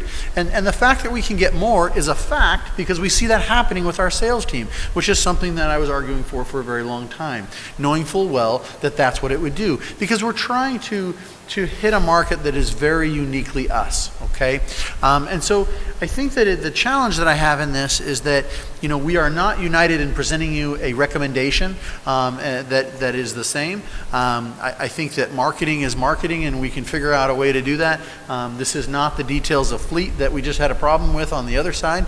Again, we have data from 3 years of being open. We couldn't say that when the Brailsford and Levy study came out because we were 18 months from opening, or 24 months from opening. We didn't know what we didn't know. Now we do. And so I think that we have to continue on, and I really do want to have all the best information at hand. But I think in this particular case, I'm not wild about spending this money when I think that we're not really going to be given answers that we can't figure out on our own in this particular case. Again, we have the data. Again, we know how to market. Again, we know that we have superior market penetration in a way that we don't have anywhere else. And in fact, if I'm not mistaken, the industry standard is 3%. What is 3% of your total population? Well, we're doing pretty darn good then if we are approaching 16%. Now again, I am a believer that we can keep making more strides there. That's why I support the sales team. That's why I want to see that. And the numbers are backing it up. From what I understand is that we have sales reps that have a 85, 95% closing ratio. That's phenomenal, right? Whereas we didn't have that before. So we are, and those are family memberships, by the way. So those are the 12 months, long-term, show up every month, some prepay, some do monthly, those of you on it, do it. So I just, in this particular case, and I just wanted you to know, and we're gonna go to Councilmember Wade because he was next on the list here, but I think that, again, your BFO is not presenting to you a united front. We have differences of opinion. I don't think we were able to hammer this out. We hoped that there would be some amount, and I think that's what the city manager is trying to do. He's trying to bring something that will kind of unify that. But I think that in this particular case, there is a potential for delay here, and frankly, I would support that in seeing what we can continue to move forward and kind of come to consensus because we're just not there yet. So, Councilmember Wade. Just thank you, Mr. Mayor. Just one thing I had. I've asked a couple of times before, what is the break-even point of membership, for us to be successful at Copper Sky? If that question gets answered, that will satisfy me, at least, that we have an understanding of what it's going to take to keep it going. I'm glad to hear that the sales staff is being a lot more proactive and more successful in going after it. But that's my question. And I haven't quite gotten the answer to that question yet. So, and if I may, before you answer there, Fred, one of the things that this council and the BFO ourselves are going to have to answer collectively is that we're going to have to decide what that facility is. Is it fitness or is it rec? Or is it some combination thereof? Because in fitness, okay, you're a gym, that's all you are, then you can charge whatever you want to charge. But we also know that that's not my solo investment. It's not your solo investment. It's everybody that lives here that's inside the city of Maricopa. Their secondary property tax paid for that facility. So there's also a component of rec to it, right? And rec, we know, is subsidized because it doesn't ever reach that maximum. Now, it's not to say we couldn't do it, but you have to play that in, that factor that this is not private sector money only at risk here. This is the public's money. And so we have to find that happy medium in the decision. Where are we with rec versus gym, right, or fitness? And I know that we're a combination of both, but where we fall on that scale of 100% of 50 in the zero, 50 in the zero in the middle and 50-50 on each side, where we fall on that level, we're going to have to collectively decide. And that's going to answer your question. Because I've asked that question to myself 1,000 times. Because in the Brailsford-Dunleavy study, it talked about reaching a 75%. And that's how we initially set our prices. But we've talked in the BFO, and you probably saw this in the paper, that there's been mention of the fact that we have higher minimum wages now. Okay, we have increasing costs, all these things. And so we do have to decide, we haven't raised costs on that facility in 3 years. Does that need to come into play? These are all questions that we have to ask ourselves, and that's what we're trying to decipher as we go through the BFO. So I just want you to know the complexity of this issue, but the sheer fact that we have to decide, is this rec or is this fitness or is it some combination therein, that is going to be the toughest question we have to answer. And we're going to have to reach some consensus on it if we think we're going to move forward. Because there's no way to simply say we're going to raise fees to the point in which a fitness center would do that. Because that's not feasible when you look at the reality that everybody here paid for it. But it's also a user fee that helps support it to keep it open, right? And so that part is the rec component, right? So we've got to figure out that middle ground. Fred. Honorable Mayor, Councilmember Wade, I don't know what the break-even point is with regard to memberships. It's going to be a combination of memberships versus the cost that you pay for that. Less memberships, higher fees. Higher fees maybe results in less membership. So we'll have to do that analysis or continue to do so. The mayor is right on track with regard to there's various cost centers at the facility. The fitness center, I think the market penetration rate you quoted of 3%, I think is definitely for a fitness facility. To include an aquatics facility in there, I'm not sure what that number gets skewed to. So anything to do with water, I think I read the article in the paper and the city manager Rose indicated anything to do with water is not very cost productive. So you've got varying cost centers within that facility, and that's what we're analyzing. That's what will be broken out and be presented to the BFO when we meet later in September. Other questions or concerns at this time? Is there a decision on where we'd like to go? Councilmember Gussie.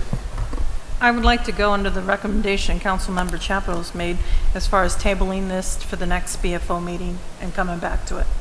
Is there a second to that? So we have a motion and a second to table at this time for at least 30 days until we have the other BFO meeting, at which point we'll bring it back after that. And we can have a further discussion where we stand and where the BFO is able to come to some consensus and bring it back to you all. Is that where we stand then? With that, I don't see any further discussion. So all in favor say aye. Aye. Aye. Any opposed? And that motion carries to table at this time. All right. Thank you very much for sticking with us. We appreciate it. Council, your job is not done. We need to move to a motion to E-session, please. Have a motion. Is there a second? Only if there's sleeping bags. We have a second. So we'll make sure those are there upon your arrival, council member. All in favor say aye. Aye. Any opposed? Motion carries. We'll adjourn for 2 weeks.